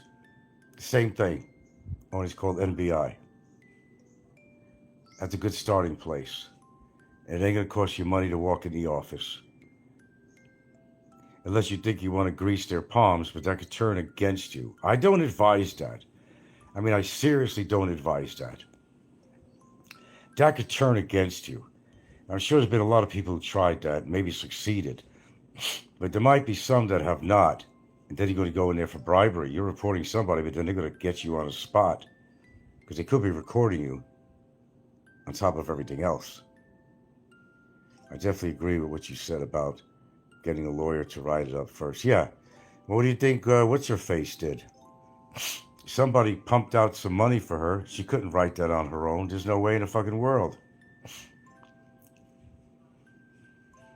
Just get a lawyer to write it out. And immigration took over from there. Not still detained. You're back. How long did it take you? Hold on, folks.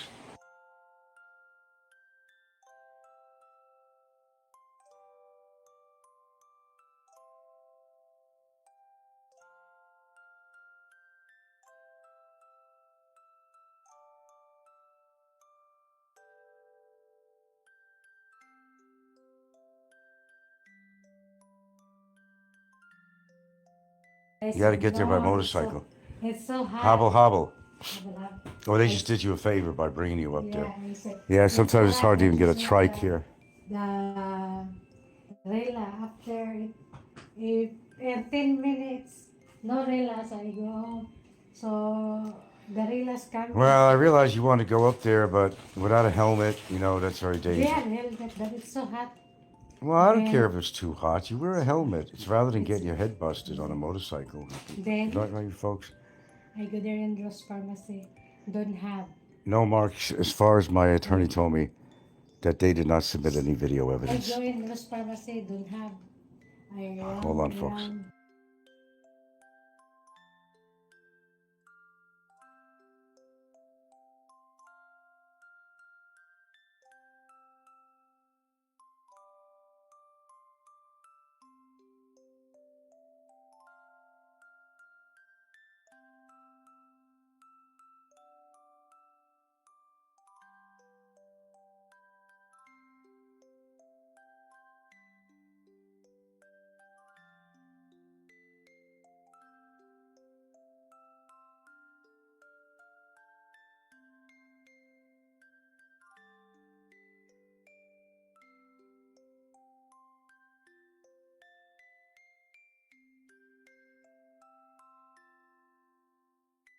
All right, folks. I had to speak to my lovely. Okay, I got very little power on here too, so I'm not going to be on much longer. I think I'm on 5%. What's Her Face? Is it? No, from what I understand, she don't. Well, the paperwork I got does not show. There's no copies given to me. But when I asked him just the other day, no, there was his assistant, a partner in the business. He said, You eat already? no, I didn't eat anything. I don't eat anything. I'll find something. As far as I know, there was no video evidence that was turned in. I just used that spray again because my throat is still a little raw and I feel a little hoarseness. Hoarseness! Yeah, Kaya, nagbukan ka, Kaya? assholes. Where's Kaya? I don't know where anybody is. What did you buy?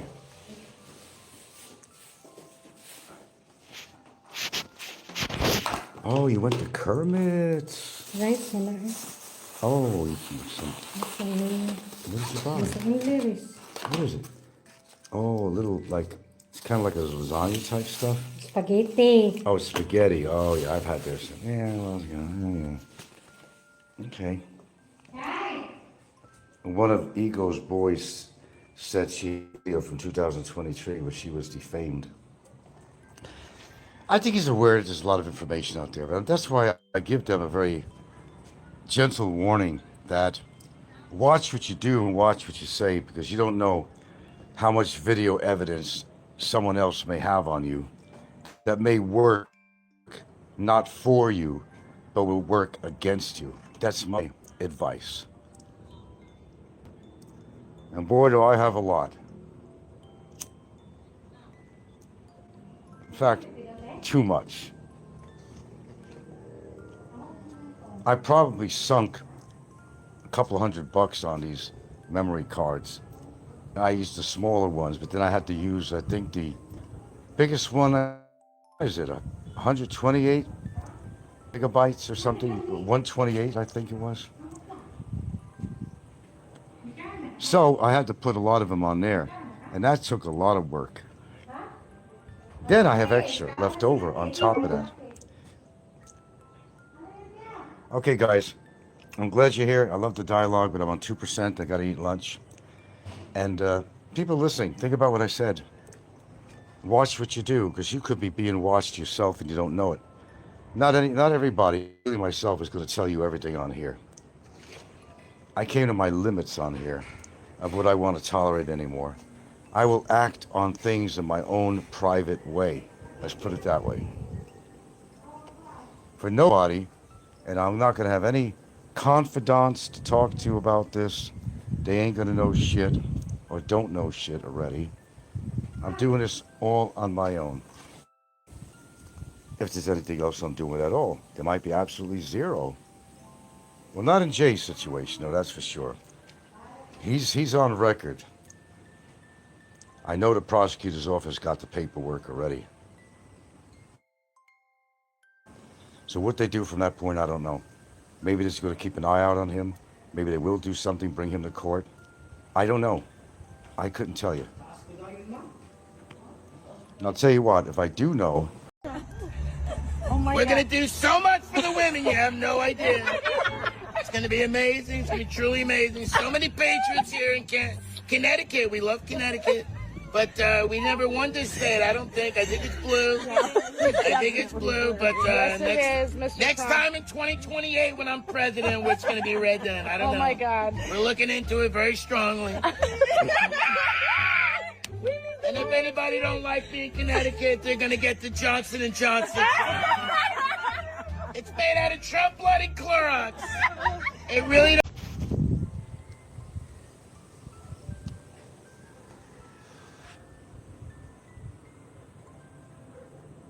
Well, here we go again. Looks like another vlogger doing a little copycat stuff. And from Russia?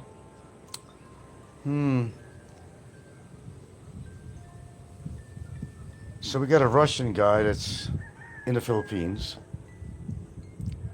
And he's going around telling everybody he's got HIV and he's going to spread it. Where are these nutcases? I mean, what's bringing him here? He got arrested in Manila. Just like you can't go around in an auditorium and yell fire, there's not a fire. It's the same thing, you can't go around and basically really scaring and threatening people that you got HPV and you're going to spread it around and scare people. We're not short of nutcases out here, that's for damn sure. Come to that conclusion. I don't know how they get through the gates in the first place. Maybe they should do mental evaluations. But yeah, another Russian gets arrested. I know Estonia is not Russia, but it's kind of like Russia, you know? They're all Russians to me. Eastern Europe. All nutcase. You know, I'm sure it has to do with the influence of Vitaly. So he comes to this country running around telling people, hey, I'm going to spread HIV to everybody. What does he think is going to happen? I mean, what does he think is going to happen from that? Apparently he's a TikToker. What do you want to call it? TikTokers. TikToker. What's the difference? YouTube, TikTok. I don't know. I guess that's another format. I don't know. I don't go to TikTok. But if you're on TikTok, you got to understand you're a superstar. You didn't know that? And any people who die or anything on TikTok, that they say TikTok, they at best an influencer, but they'll say TikTok. What do they call them? Heroes or TikTok stars? Oh yeah, stars. TikTok stars. And what exactly is making them a star? They're stars? You mean everybody who goes on TikTok is a star? TikTok, TikTok, whatever. They're all stars. Wow. There you go. Let me get on TikTok. All right. Why is she barking again? Hold on. What are you barking at? What? Kids? Why are you barking at these kids? Are they gonna harm you? Are they gonna harm you? They're gonna harm you? All right, girls, come inside.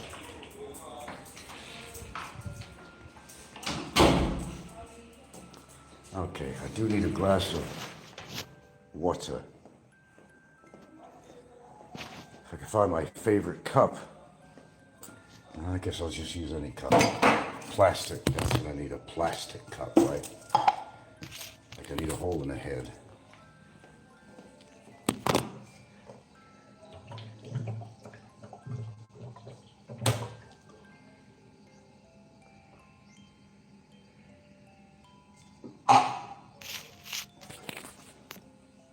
All right, what comes next? Why are they coming from Russia?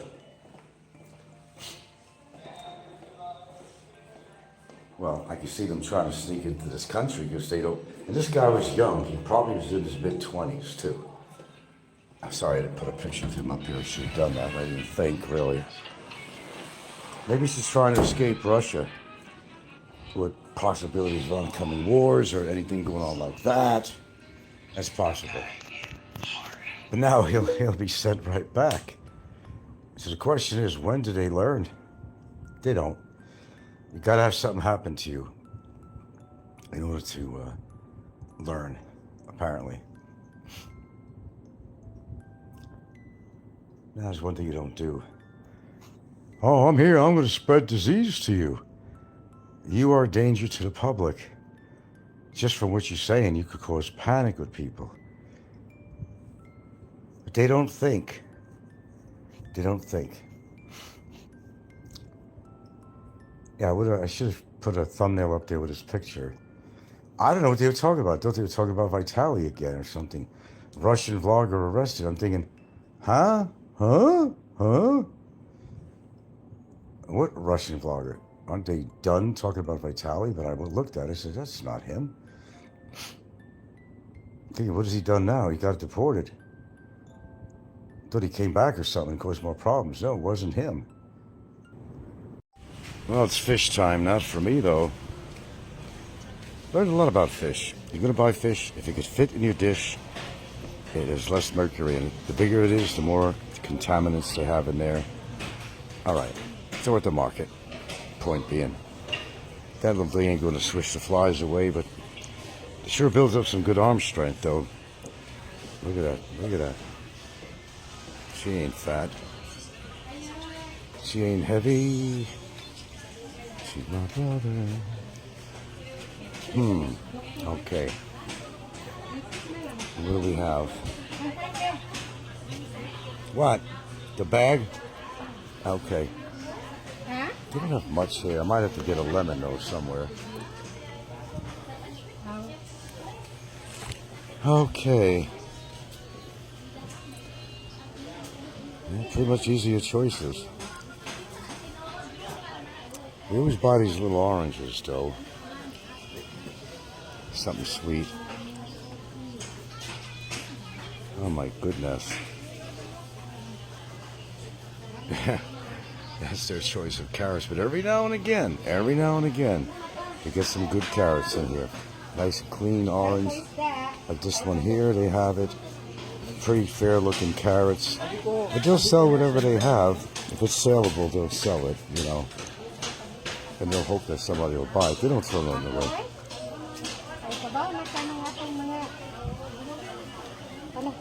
Huh?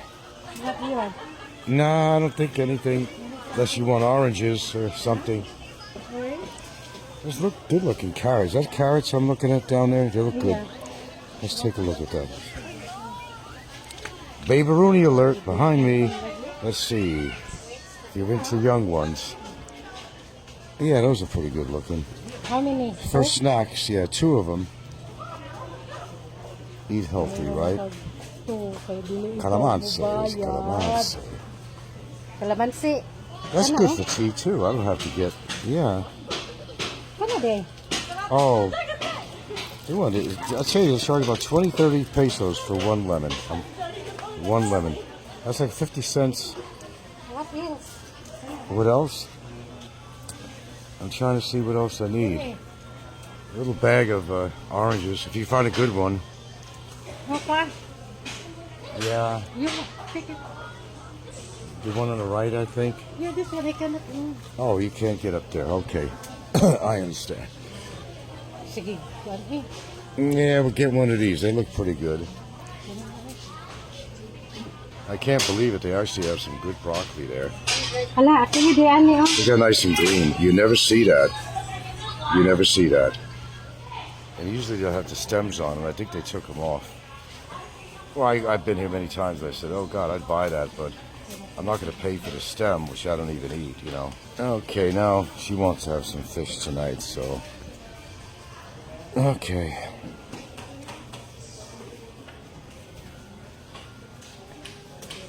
Oh, she has her favorite she goes to. They split it open, they take some of the guts out, they do some of that stuff. Wala nilain.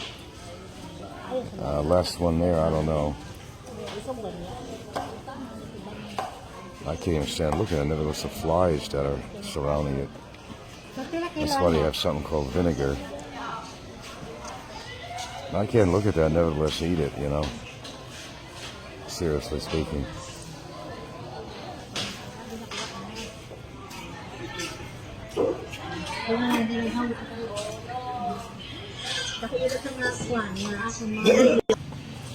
What kind? And what kind is that? I don't Sa recognize. ganun na nga isda. What's that called? Di ko sulingan yan sila. Solingon. I know I recognize things as American Western names, but looks familiar.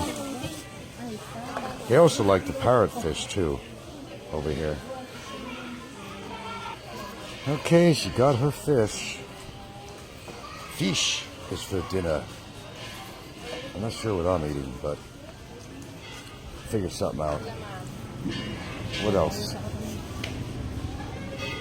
Okay. Pagpilang ole.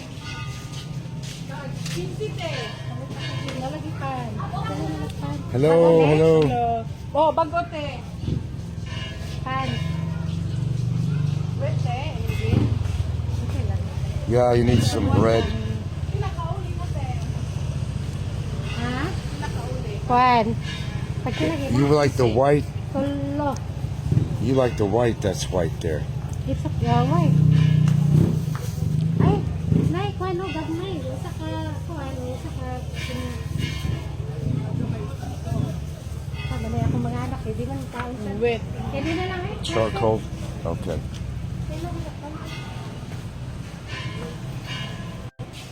I wonder who owns that. Ako, isutang di ako. Put that in the bag. Some Yakult. How about sweet Pocari? Have some what? Pocari? Pocari. Oh, yeah, I suppose you get some Pocari. You want? We get one. Apilig Pocari. Kwan. Pocari Sweat. I'll drink some of that.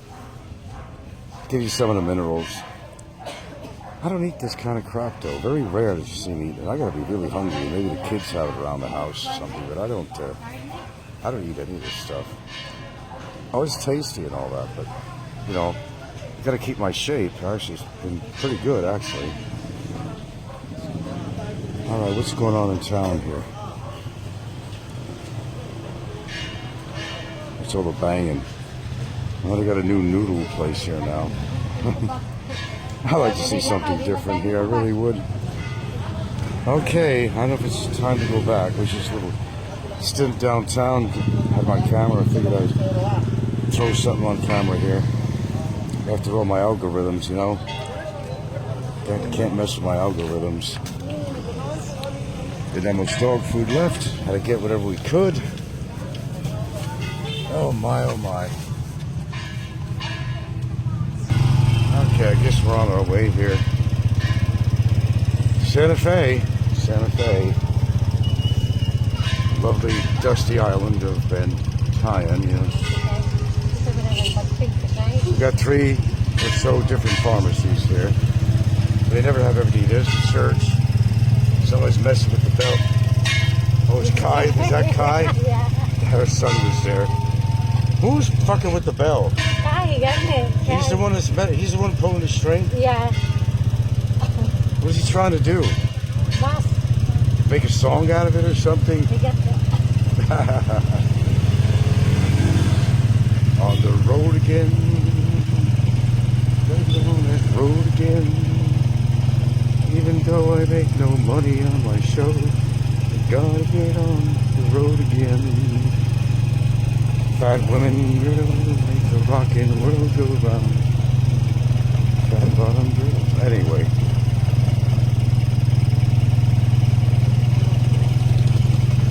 Big guy. That was a big guy. Oh my goodness. That was a big dude. You don't want to fuck with him. Show about nothing really. Just passing time. Show you what the area looks like. Some of the streets anyway. Honeybee Apartments. Just like the honeybee. Oh, they're playing around fighting cocks. Ooh, I saw that. Testing them out or something. They don't care. They'll do that right in the backyard, really. We got the Parcel here. Looks like a clean place. Oh, they have lots here, let me tell you. There's a lot of accommodations here. I'm not trying to promote it now. I'm not trying to promote. My voice still sounds funny, doesn't it? I know. I'm not sure what's going on. Talking to my neighbor, he said he's been coughing. I said, hey, I got this natural spray. And I tried it yesterday. It's just, holy shit, I stopped coughing. I give it to him, then I give myself a spray and I start coughing. Ah, little papito. Scottarooney. Gas station Rooney. Motorbike Rooney. Think that'll get me some more viewers? Just going for the ride, folks. Relax. This is our main road, call it a highway.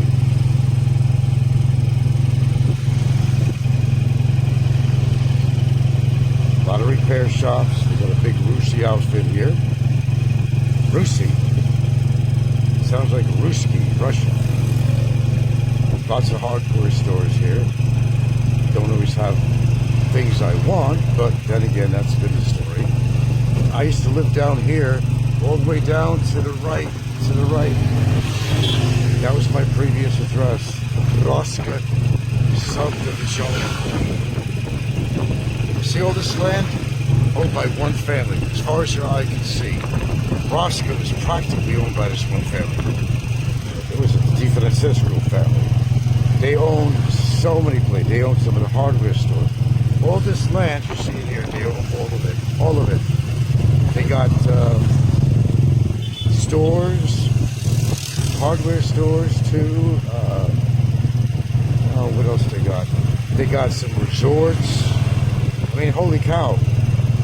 There's a cow. So don't ever say that Filipinos are broke. There's a police outpost, but there's never police there.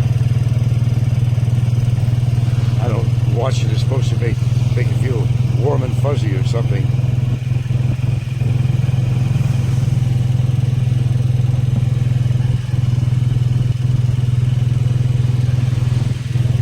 You'd be surprised. The properties, the local zone around here, you'd be awfully shocked. Plenty of money on this island. Plenty of money. In fact, I haven't been down in that big condo complex they're building. 11 stories and got away with it. Now you know what's going to happen with that. It's going to give what I call poetic license for anybody else to build high-story structures, which they shouldn't have been. Environmental issues. They somehow got away with it, and you know what I mean by getting away with it. Yeah, I think you understand about that. Permits were pulled, but no, I won't get into that.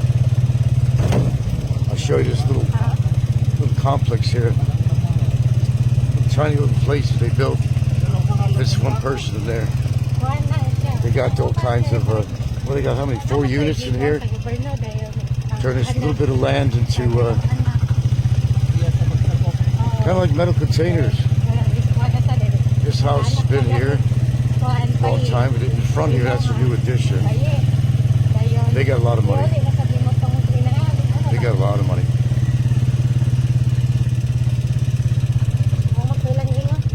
The guy lives over here, right here. It's the person I bought the house from.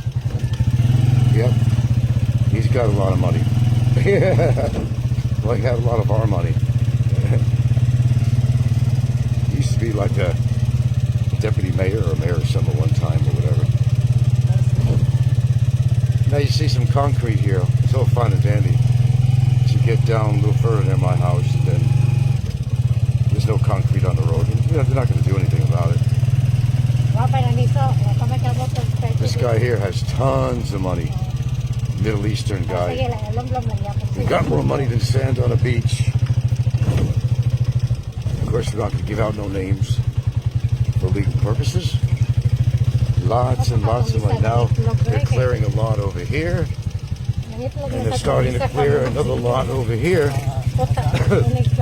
Still got the cough, and we're home to my lovely abode. All right, this is kind of like a whatever video. Just pass the time. We're gonna grill some fish, I guess, for dinner, and me, I don't know what the hell I'm having. Okay. Sorry about that, Chief. Hold on. Yeah. Here I am. Back in the saddle again. Go to my YouTube channel. Oh, okay, since you're going to grill, I'll leave this outside.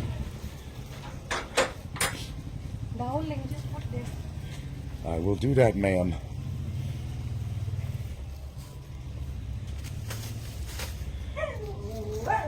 That means you're happy when you go, "Row." That means you're excited. Row. Got my denims on, baby. Denim shorts. Okay. I think that's just about it. I don't want to overuse my voice too much here. Don't want to put a strain. Because it's still a little bit hoarse. All right, guys. Right there. These are my mates here, and I can't talk too long, but here you go. This is our breakfast. Yes. Why is it green? Don't ask me. 1 rice and 1 fish. I don't even want to know what that is. And our dinner. Wow. So much food. Let me show you why. If you guys are wondering why these bottles are here, that's rats protection. This place is infested with rats, cockroaches, hundreds of mosquitoes during the night here. It's absolutely disgusting. We've been trying to reach out to human rights people. This is so inhumane, but no one's responding. But this message is not about me. This is a message about all the people that are suffering in here. And I will tell you in 1 second. Come check out the back.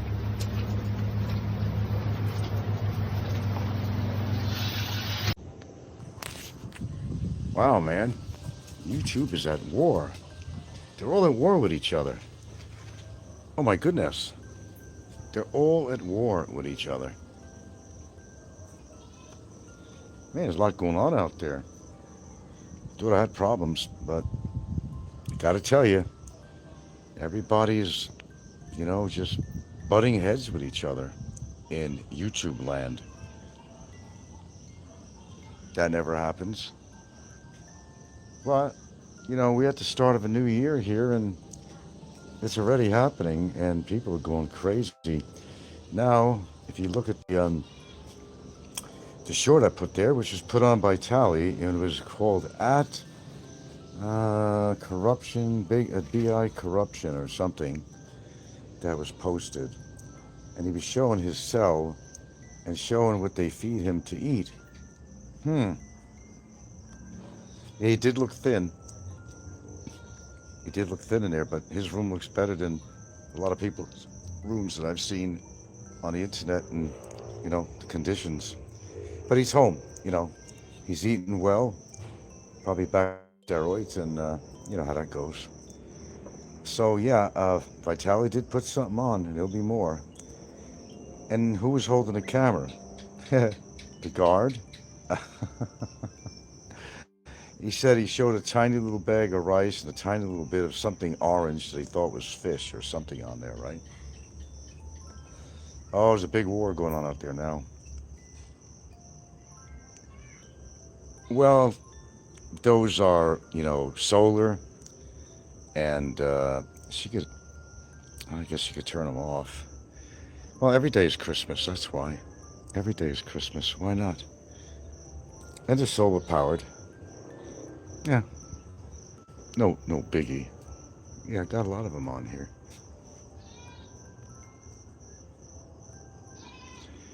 All right, now we got all this shit going on with apparently Philly boy. Ay, you eat na. Yes, ma'am. Apparently, Scotty boy put a strike against Philly in the Philippines, and Philly in the Philippines is really upset. So he's got a scheduled show coming up. Boy, I'll tell you, it never stops. Non-stop action. So Scotty boy gave a strike to Philly Willy. So Scottarooney, oh, now that's a good dinner. Okay, we got some ribeye and veggies here. Oh my goodness. But Vitaly wasn't eating that, but sure he was. He's showing you what the standard issue is there, but I'm thinking that he was eating a lot better than that, to tell you the truth. Ordering out. I mean, the guy's a millionaire. What'd you expect? Shit, he's not eating that crap. Yeah, I'm just seriously doubting it. But now he's reaching out to what government agencies about the conditions in there. No, they're not good, I understand that. And I heard that detention is even worse than jail. Always complaining about there's pregnant women here, there's kids, there's people that have mental conditions, mentally retarded, and all kinds of people there. But then he was downplaying what he did. He didn't deserve to be in there. Well, I think he did. Well, then that's my view. Yeah, it's solar powered. That's why they're still up there. We don't care. When they burn out, we get rid of it. I mean, it's no big deal. We could take it down any time. But every day is Christmas, so don't need lights on just at Christmas time. Excuse me, I'm cutting my steak up here so I can eat it. Yeah, ribeye for dinner, man. He wasn't. Well, go look at my last video. It's an upload, so you'll see a little bit. I don't know if that was AI or what the fuck that was. You got to take a look at that. You be the judge on there. I don't know. I don't know if it even sounded like him. I mean, I don't know. Go see for yourself if you haven't already seen it.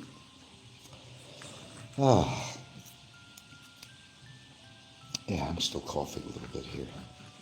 Not much though, but pardon me. I'll have my mouth full at some point, but my timing's always bad. All of a sudden she came out with dinner for me. I was in the other room starting a show. No, dogs, don't look at me. No. You ain't getting none of this. Not gonna happen.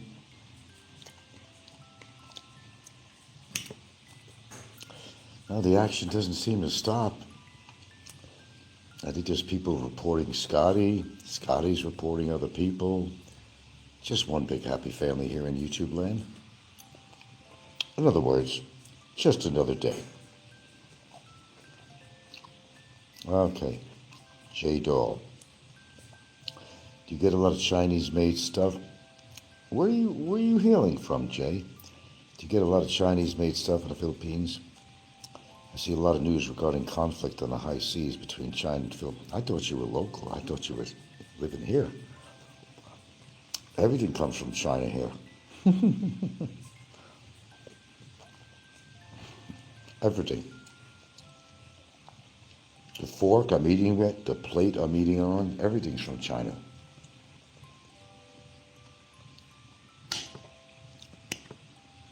Well, there's never going to be any trade laws with China, I think. I'm highly doubting that.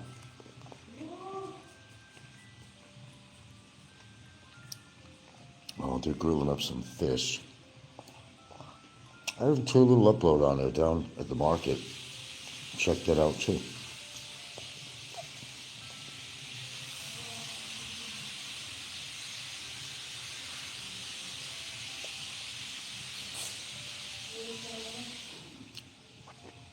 Well, I guess she decided not to grill the fish, but rather fry it. Of course, seed oil, what do you expect? But then again, I don't eat fish. So now, Philly is so mad. Oh, he's steaming mad. Like the carpet cleaner, steaming mad. He's scheduled a future show from what I can see. Oh, there's going to be a battle going on. Big battle. Is that why Scotty is leaving Angeles? Could be. Everybody getting upset with each other. Over what? Come on.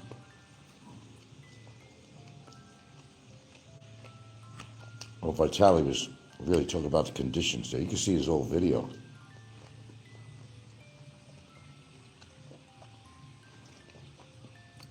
I don't know. It was under a name of BI.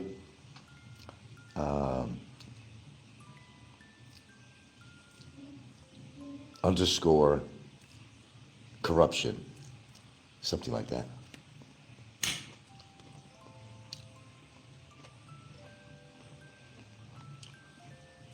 You might want to take a look at it. Oh, he looked like shit, that's for sure. But in no time at all, he'll be eating good and taking his steroids. He'll be back to some regular vlogging.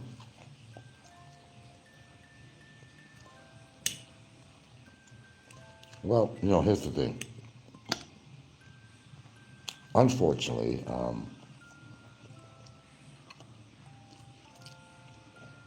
sure there's a lot of, he wants everybody to complain to the Human Rights Commission. I'm sure many have, and has been met with deaf ears.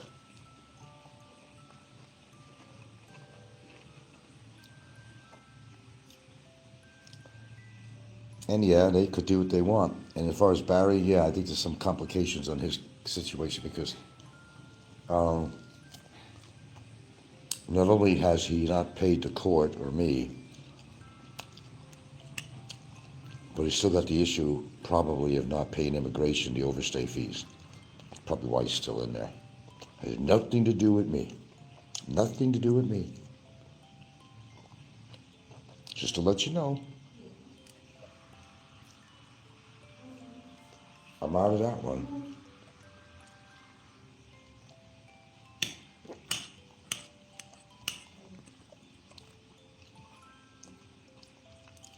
Well, of course, I don't want to be in that situation. And, people have been following my situation. And one of the facts is that they felt they had the evidence they need, they would have had me in a detention center until they figure things out, and then they deport me. Apparently, they're unclear what they want to do. Well, there's another thing in there too I don't talk about, but I'll say there are things going on.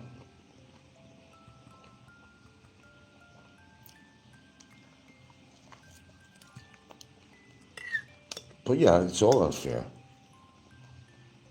Never said it wasn't.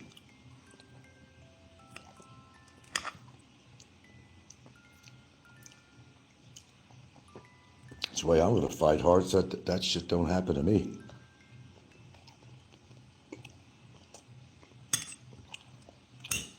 I can't believe what they were showing, what Vitaly was showing as far as the food. Come on, really?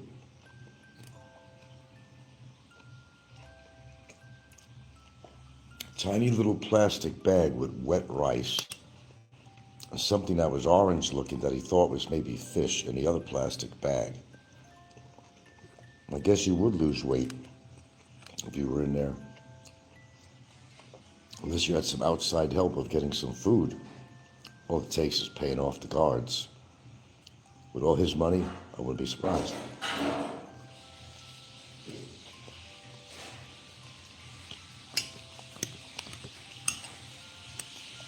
It doesn't pay to do a crime here in the Philippines. They want you to know it.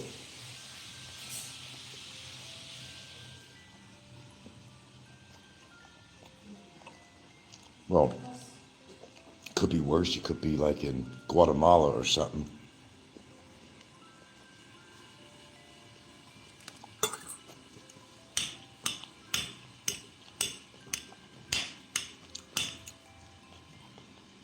I'm almost done here soon. Pardon me.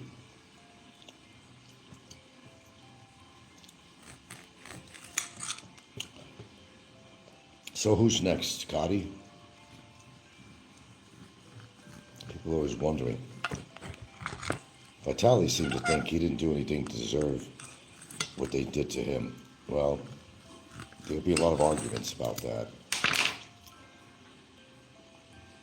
Anyway, I'm keeping my shows pretty short because you got to catch up with my my uploads.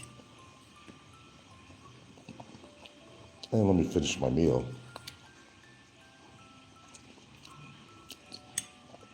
No rice and shit for me. I'm eating ribeye tonight. Almost done. Some mixed vegetables, carrots, broccoli, cauliflower.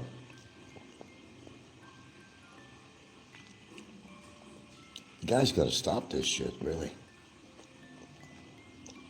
There's a lot of what ifs, you know. Well, Philly's upset because, well, somebody got through. And Philly got a strike on his channel. And he doesn't want that. So I'm sure he's steaming mad. Steaming mad. That's Scotty boy. Then on the other side of the coin, the Scotty boy should be concerned too, because I think there are people putting reports on him. I'm sure Philly is some out to the immigration or something. It's a back and forth war, man. It never stops on here. This war's been going on for over 10 years. With everybody on here.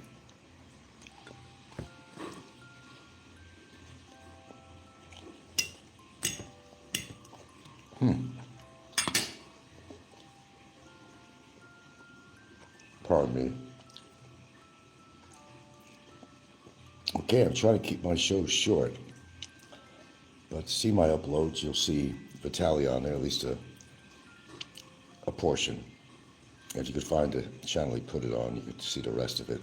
Oh, yeah, he's getting religious. He wrote down on paper some kind of a religious thing that he reads, that he was reading every day. What's up, guys? Welcome to my MTV crib. I know you've been wondering where I've been. as most of you guys know, I got arrested on April 2nd, 2025. I'm currently at Immigration Center or Warden Facility. I've been here for 69 days. I know it sounds funny, but today actually marks 69 days. Check this out. These are our conditions. This is in isolation. I can't speak out loud because we have the guard right there. But these are my mates here, and I can't talk too long, but here you go. This is our breakfast. Yes. Why is it green? Don't ask me. One rice and one fish. I don't even want to know what that is. And our dinner. Wow.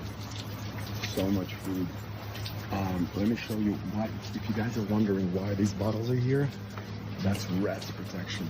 This. Oh, and keep this short and sweet. Boy, have I done a lot of research. I should be a goddamn paralegal.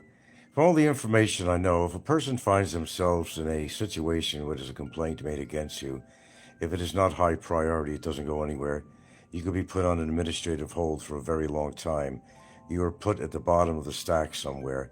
Now, because of the high-profile cases going on with the Russian and the Estonian guy and other cases, the Bureau of Immigration is not going too fast to put a deport stamp on anybody for embarrassment, or just to be really careful what they're doing, because first of all, they're going to take high priority cases and you're going to be at the bottom of the list of a barrel on anything. And if your attorney has done everything he has to do, it puts the respondent in a better position, because there is no gross violations, nothing to prove that you're an undesirable, and the evidence to prove it. The immigration has to mull over this stuff, and it goes through numerous steps and then still sits on a pile a mile high. Just still going through things from 2023. So if you find yourself in a situation like that, there's a lot of administrative stuff going on. They could hold you for a long time. Now, in cases like this, if somebody is not incarcerated as a result of a complaint to file against somebody saying, hey, he's an undesirable, I want him deported now. Well, if you haven't been incarcerated already and deported, it means you are a low priority case. If you know anybody that's in this situation, you haven't done anything that's high profile. It's not a big crime of passion. It's not any kind of high priority case, and you're put at the lowest end of the possible list you could ever be.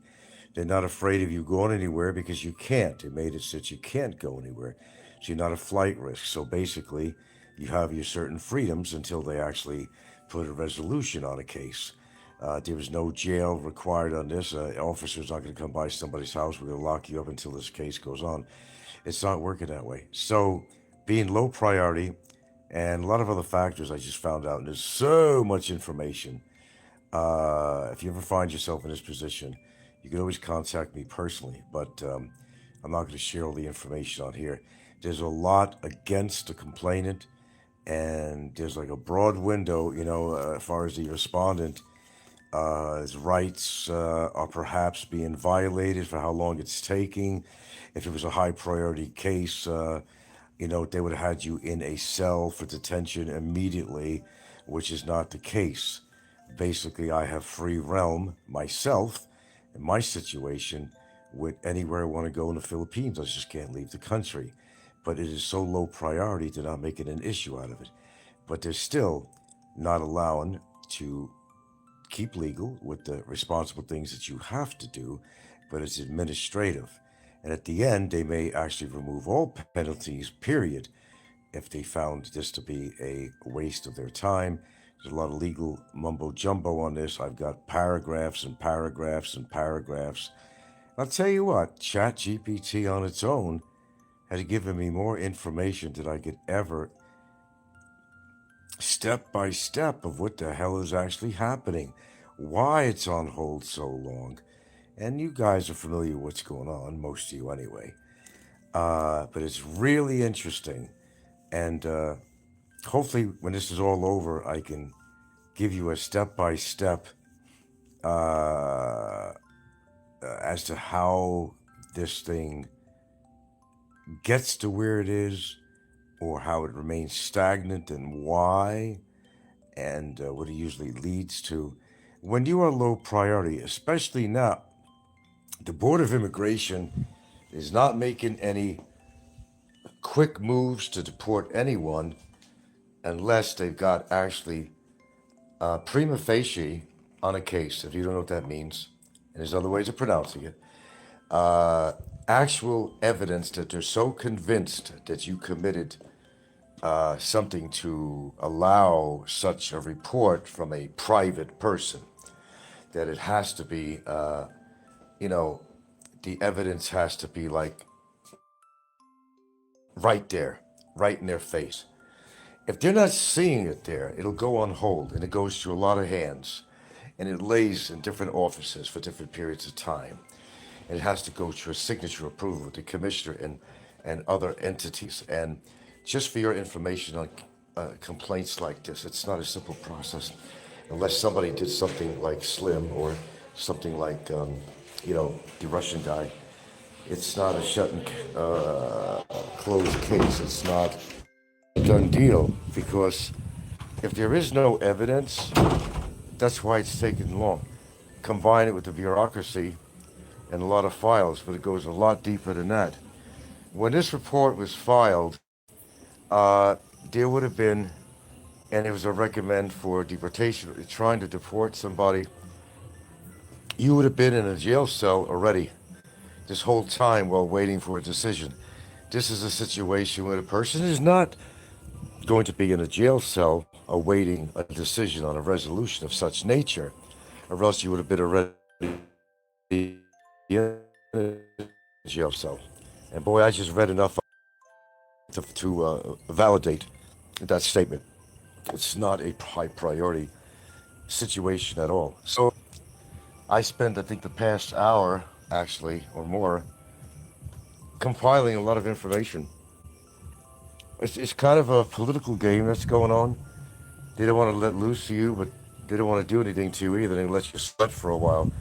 Difference is you're not going to sweat in a jail cell. You're just going to sweat in your own soup at your own house. You'll not be able to leave the country. It's like, we're not saying that you're innocent of this, but we're not saying that you're guilty either. That's the best way I could put it.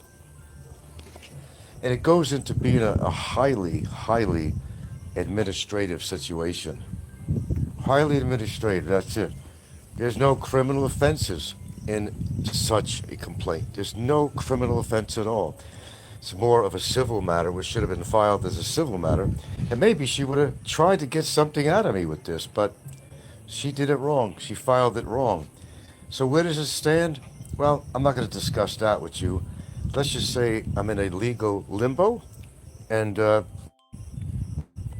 if I was to be a case of high priority, I'd be over there in Billy Bid somewhere, waiting all this out. And that's not the case. I'm not high priority. And as some of you know, there was a complaint put against me by a Filipina. It was revenge, having to do with her boyfriend being in jail, you know, gratis, well, you know, from me, because of something he did. And it was all an act of revenge. There were no videos included. Now, the evidence has actually been looked over. That's why it's in a limbo status. If they had proof and they thought they had a prima facie case, then I would be sitting somewhere in a detention center. Because this case is wishy-washy, they're basically going over this. Probably hasn't even been read yet by some other officers, so it stays in a legal limbo. That's kind of what goes on. So I'm mentioning this because if you get yourself in trouble, you try to contact me, because I know how this works now. Finally do. Now I have a reasonable idea what's actually going on. Well, there's actually something else in there too, which I can't mention. But you will be quite enlightened from this, and I sure have. This past, hour and a half, whatever it's been. And I pretty much found out what I needed to know and how the process actually worked. So for those hoping I'm going to be in a jail cell, it doesn't look like that's going to happen. Unlikely. And the probability is like probably zero. It's an administrative situation only. And low profile. Now, in light Now, if you had followed, if you're in a situation like this, and you had your attorney file everything you're supposed to do, every emotion, every motion, every request for a solution, counter affidavits, and the whole thing, and he's done all that, you're in a really good status situation because you're not ignoring it. You had legal representation. You did everything that you were supposed to do by the book. And if you did that by the book, and you were fortunate enough to do that, it gives you a little better status because you have gone through every legal motion and effort to resolve something. It's really an administrative thing and it's their responsibility. It's not the respondents. So anyway, it's kind of hard to explain. If I had another phone, I could actually read you all this. It would take probably about 20 minutes to read. Let's see, yeah, it probably would take about 20 minutes to read. But it would give you such a wealth of information. So if you know anybody else in a situation like this, you could always have them talk to me. Because now I know how that's actually working. So with that being said, nothing is clear cut. Nothing is, well, how do I put that? Stone. It's just a legal administrative process that puts people in a legal limbo. And they're very well known for doing stuff like this. And innocent or guilty. Well, preponderance of the evidence says it all.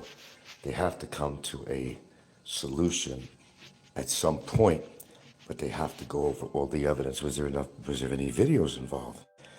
Prove this, prove that. You can't say. It's such a low priority case in regards to immigration dockets.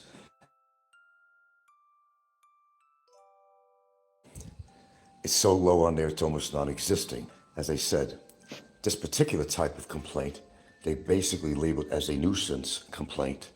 As such, it's low priority, it's low profile. It's not a Vitaly thing. It's not a pro-life traveler thing. It has nothing to do or even resemble any one of them. No big crimes have been committed. It's just a simple complaint based on prejudice, based on retaliation, and they will look at every avenue of that. So the consensus of opinion on this, both legally and personally, is that I don't think this is going anywhere. But you have to go to a legal limbo. Do the dance, do the limbo. Do the limbo. That's all it is. It's a lot of paperwork. It's a lot of patience. It's definitely a lot of bullshit. That's for sure. And it's just horribly low profile. And it stays, unfortunately, in the stacks. It's unfortunate for the respondent that he has to wait a long time for this, but they eventually come to a resolution. And generally, it's usually in favor, not 100% guaranteed, of course, but generally it is in favor of the respondent because it's been, let's say, 18 months in this particular case that the individual filed a complaint, and there yet has been no resolution whatsoever, no response to the lawyer's request. They will not release information even to an attorney, believe it or not, until there's a signature on a paper somewhere. They will not release information to anybody, not even an attorney, okay, until somebody puts a signature on something. Then you could respond. But the information I have gathered from two sources basically tells me that it is entirely low priority, is not a whole profile case, and something big came up too. Because there's been three big Bureau of Immigration events going on, three or more immigration officials. The immigration doesn't want to have a black eye and just go around trying to deport anybody. They're putting a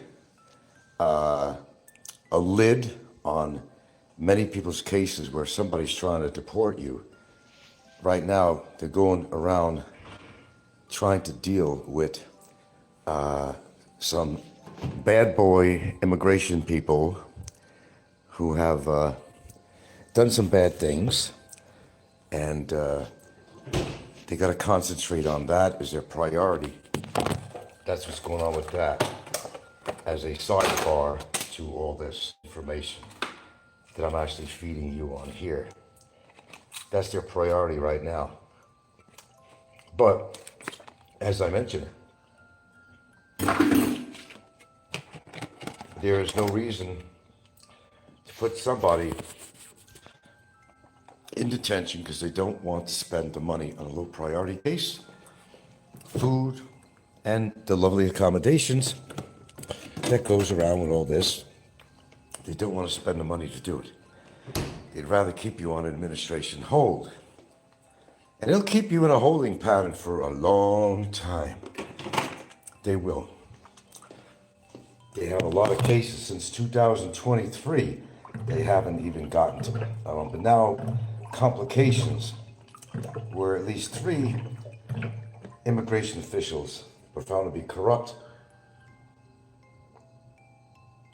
And they're being very careful on how they're handling different reports that actually come in. I kind of wish I could more eloquently explain this, and I could, but unfortunately, if I had my other phone, which I gave to my girlfriend's kid, I could actually just copy and do a video and all that stuff on it. And after you read all those paragraphs, which you probably get bored after a while, you'd probably see that this whole thing is nothing more than ridiculous, and doesn't seem to favor the complainant. Of course, I don't have a magic ball to look to the future, but from everything that I've studied on this and feedback from my legal rep, yeah, looks like this was just a very frivolous complaint. But they will, like I said, they'll have you hanging in there a long time. Not that they're trying to fuck with your head, but, well, in a way they are. In a way they are. They figure they can keep you on a minimum hold for a long time to try to draw more money out of you. But the way the ball rolls in this situation is that if it was a high priority case, they treat it as a high priority case, which it's not. So if you're going through something like this, I'm going to tell you right off the bat, there are avenues to address this, and we certainly are. I've learned a lot. Let me tell you something. I learned a lot. And as such, I'm kind of taking a different perspective on how I'm looking at all this. And unfortunately for the complainant, I guess, I'll be honest with you, unless there's a resolution made by her addressing this issue. The other thing, too, is that she has not pushed this herself. You see, when there's really silence from the complainant, I'll assume that she has been silent. There's nothing else she could do, actually, when I say silent, but she ain't been pushing this. It costs money to push it, and a lot of legal avenues and money for paperwork and affidavits and some kind of a litigation that, unless they're actually doing anything, in which obviously nothing's been done, we would have known about it, it doesn't look good for the complainant. So in a situation like this, the complainant, basically, their savior is to come forward and said, look, I was a little bit hasty on putting this report in. I did it out of anger, admit the truth, because, well, unfortunately, the consequences could work against the complainant. Where's the dogs? Could work against the complainant. It's kind of sad that it'll come out that way, but unfortunately, I think that's going to happen. And that's about all I can say about this situation. I kind of revealed a little bit of information to you, but not everything. But to give you an idea how the system works, because to say the truth, I had a pretty good idea how the system worked, but I didn't have any really definitive information how to path. For my own knowledge and try to understand how the system works out here. And I got a really good idea now how it works and what exactly is going on in the process and where it is right now, on whose desk it's probably on at this moment as we speak. It does pretty complainant, but it's a wait and see game. So let me put on mute for a second.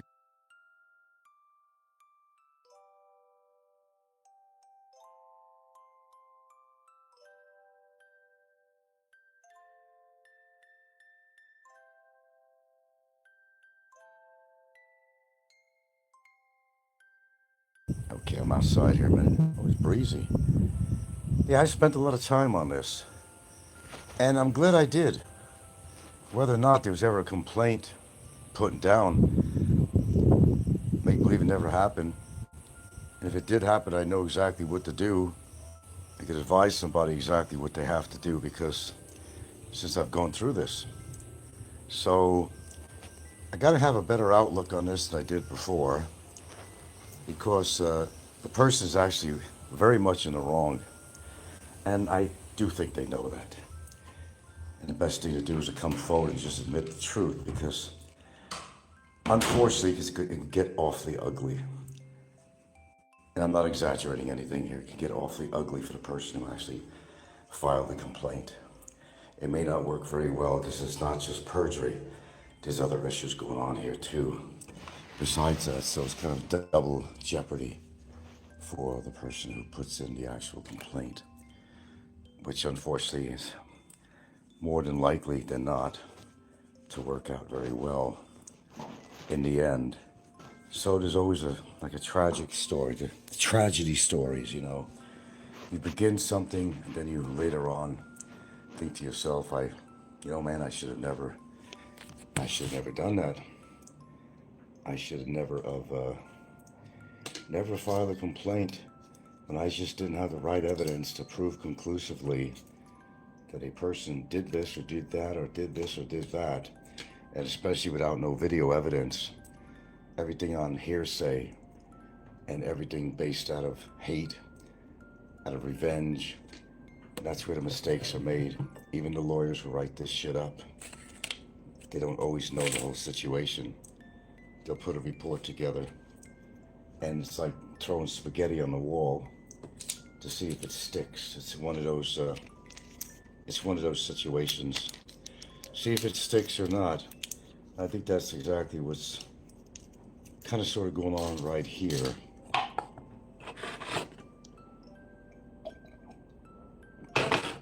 Okay, so where are we? Abul Muhammad. Okay. Hello, Abul Muhammad. What they say, Muhammad in the highest, they say. Isn't there a saying, Muhammad in the highest? Something like that. So, live and learn. Yeah, I spent a good hour and a half on this shit. And wow, the information I got back was stunning, just stunning. It turns out that it may be worse for the complainant than it is for the respondent in the long run. After all. But everything remains to be seen, of course. There's never anything written in stone, but I could basically tell you that the outlook is not really great for somebody. Let's see here. Change this light. Okay, I can get relaxed here for a second. No, we gotta plug that clock in there in a minute. All right, if anybody has any questions on here, please use this time for that. I'm not going to stay on here too much longer on here. There's a wealth of information out there. You just have to look it up. Because the truth is, lawyers generally are not going to... hello, strategic. They're not going to spend as much time as you think on researching your situation. They have other clients. It's sometimes you have to do a lot of the legwork, and you could suggest very kindly that this is what I found out, and this is the direction to go, and this is some legalities involved here, etc., etc. And sometimes that's the way to handle it. See, if you ever get caught up in a situation like this, I can always advise you as to what you are going to have to do immediately. And there are certain protocols you have to follow too, even if you have. Now, if you have a hold on you, it's entirely administrative in a situation like this. It doesn't mean they can't do anything just because it's administrative. It's entirely administrative. And until they come up with some conclusion, they don't want to, it's they don't want you to be a flight risk. It's not that you're a high priority case. You really aren't. But that's why they put a hold on you, so you don't go to jail because you're not a flight risk, because you can't leave the country. Okay. You could hide like somebody did, but I don't do that.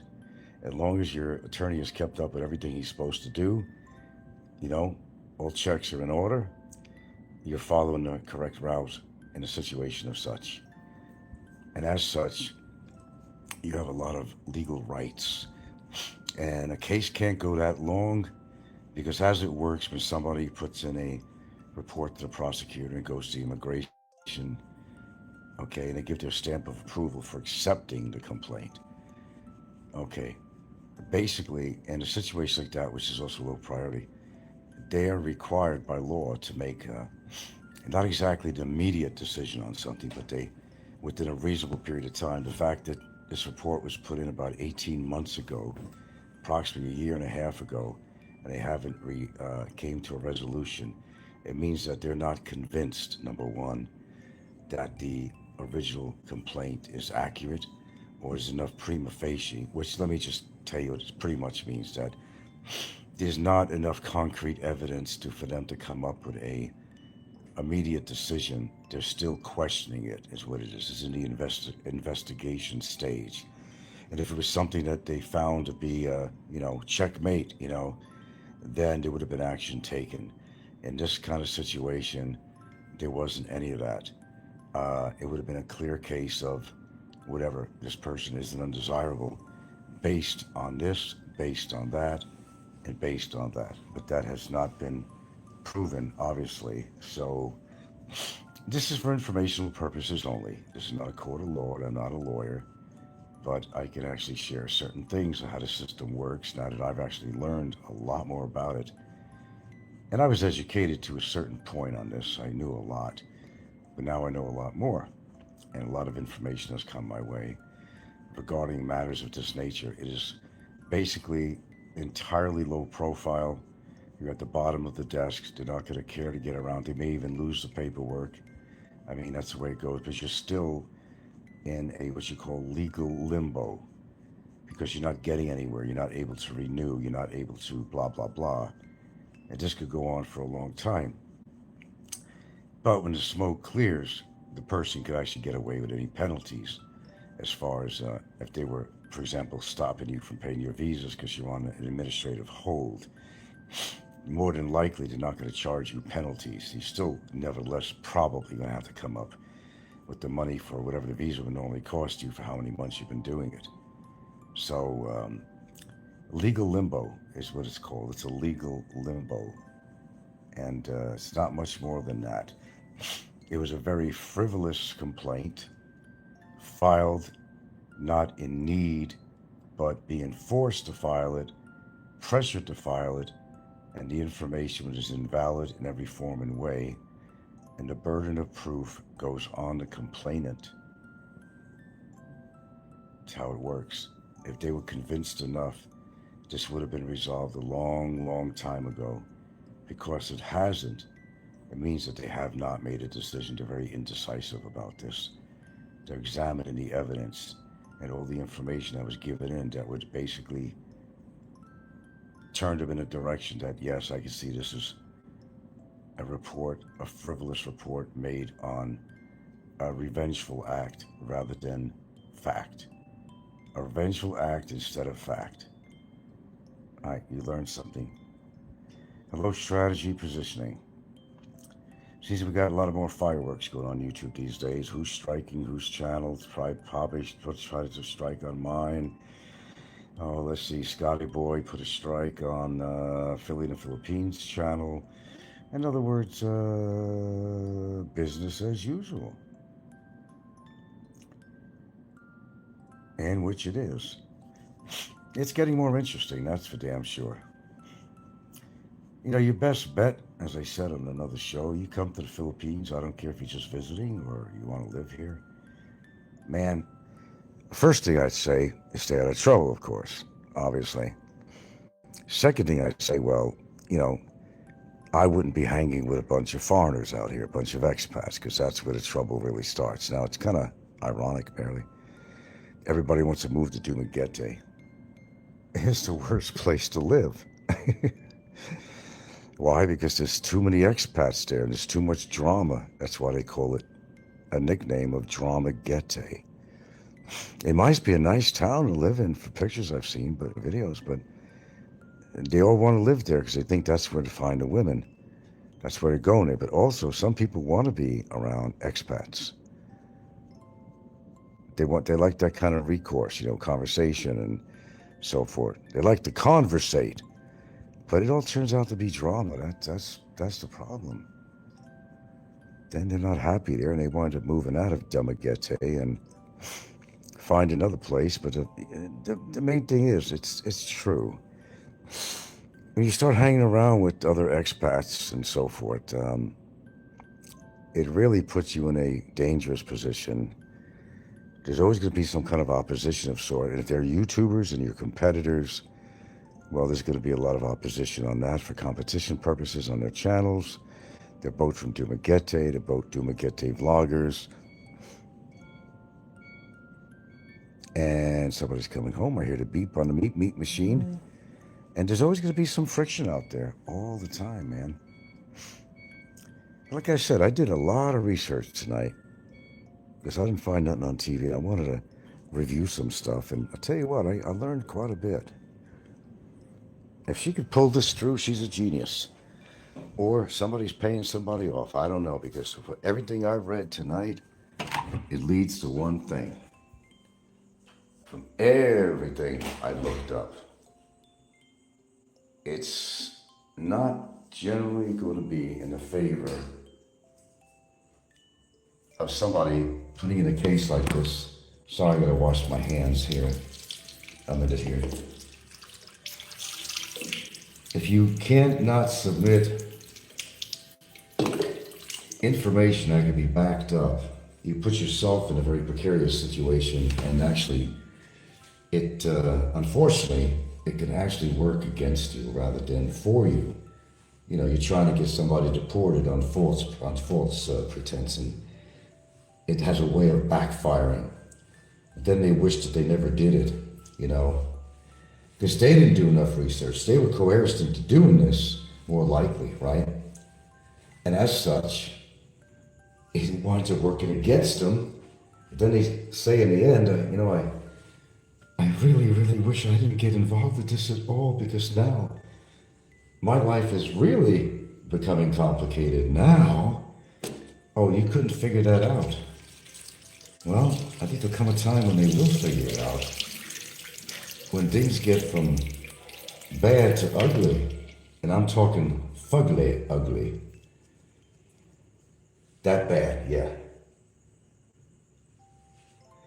And if I had a crystal ball, you know, I'd tell you exactly what's going to go on, but I can't tell you. But from all the information I know, and I don't think I'm wrong, well, somebody might be in kind of a world of hurt. I think so.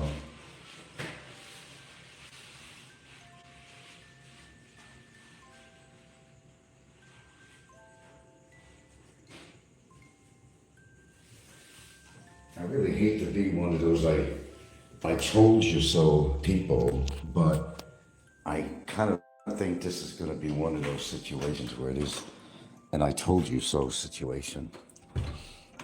Hey, I didn't start it. I'm just trying to finish this. You know what I mean? I have to make one more trip outside here. I have to use that spray again, too. I don't know, it worked for you. I thought it worked for me, but my throat is still kind of raspy. Raspy. Where you go? Well, yeah, if I cut down the smoking, it wouldn't be as raspy. I mean, let's be honest. It doesn't help, right? But you just continue to punish yourself. You expect any kind of respiratory situation to go away, or an allergy, or a cold or flu or something, but when you keep on irritating the lining of your throat and stuff by doing something stupid, like introducing another air tint to it, it doesn't make sense, does it? Yeah, you'd be right. I know it doesn't make any sense. Hey, one more time. You gotta go pee? You gotta go? Oh, it's been chilly? Damn. It's been chilly. Okay, anybody got any comments here? Just let me know, man. I'll respond as best as I can. If you have any questions about the process, because these are things that you need to know. Because you never know if you get yourself into a situation, whether you got yourself into the situation or somebody else got you into the situation. It's really good to know from somebody that's actually going through it. Critical and vital information. Now, this could go on for quite a while yet. But you see, the situation does not, for everybody that's hoping that somebody goes in detention, well, from everything that I just found out, if it was a serious situation, I would have immediately been in detention until they made a resolution. But because of the fact that it's a low profile, no danger situation to anybody or the public or Philippines officials or anything like that, it's treated as a very low priority. And because they're holding your visa situation, is a guarantee you're not going anywhere. Because they know where you live, and importantly, because there has been communication responding to such said complaint, that there has been lawyer responses such as affidavits, filing motions, demand for resolution, all this crap. If there was no communication at all, you'd be finding yourself in a world of hurt, for sure. So they have to officially examine everything. If it's a shut case, you know what I mean? Where somebody they know, but with no doubt, and from reading the evidence says, yeah, okay, I don't have to think too much about this. And with the evidence they produced and everything else, that, we don't see no reason to go forward with this. Now, if they're stuck, because they're still trying to figure out some cause and effect on this, and they're not seeing anything that would require them to say, hey, oh man, we better put this guy in detention center. Let him eat rice and fish heads or something while we wait for a resolution. It's not one of those cases, as I found out. You have the perfect freedom of traveling anywhere you want in the Philippines. Anything you want to do, you go on with your life. It's called an administrative hold. It's something that they have to do until there's a resolution. That's just the way it's working. No, I won't be put in the detention center. Okay, and if I was in the wrong, they would have to do a summary deportation and all that. And even that could take a time too. If you've done something really wrong against the Filipino people, the state, the country, the culture, if you try to harm somebody physically, it puts it up in a higher category, which demands an immediate response to such said complaint. Okay, I think I said enough about that tonight. I'm on 2% battery as usual, because I'm on my phone all the time, looking up other things that doesn't really have to do with the Philippines genre. And I forget to plug the damn thing in. That's my bad. Come on, Sal. Let's go. Let's go. Oh, geez, I took that antihistamine shit tonight, which means I'm going to be Mr. Drowsy Head tomorrow too, it looks like. Well, sometimes you got to do what you got to do in lots of ways, legally, personally, health, character, whatever. There's things you have to do. Hurry up. Take a shit if you have to. Jesus Christ. It's actually cold out here. Believe it or not.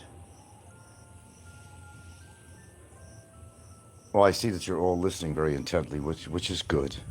Thanks for that. It seems to me that people are afraid to comment on here, like I'm going to bite their head off or something. You can interject anytime you want. I have no problem with that. But, you've recorded anyway, so you'll have this for, always check it out later on, right? On another channel. You know how that works. You've been around for a while. So if anybody challenges what I'm saying, challenge me. Challenge me. We'll see where this all goes, but I hate to say, I fired those warning shots, and I did that with somebody else. They didn't want to, take heed of my pending actions, and they kind of found themselves in a situation. They're incarcerated for a very long time, and looks like they still might be in there for maybe a longer period of time. I might have been wrong about the release, because there's probably a possibility not only did they pay their court penalty and damages, but they still haven't resolved their immigration issues and penalties when it comes to a lot of money, and there's nobody willing to come forward. Even the High Road Club hasn't come forward to help the individual out. So it sounds like he's going to remain there for a while. He's got a real suck-ass situation, I must admit that. He really does. And as I said, he brought it on all by himself. But hey, fired 3 warning shots for this other situation. 3 business days I'm giving it. And that's going to be it. That's all she wrote. With that being said, that's all I'm writing. Guess I want to wind down for the evening. You have a good night, folks.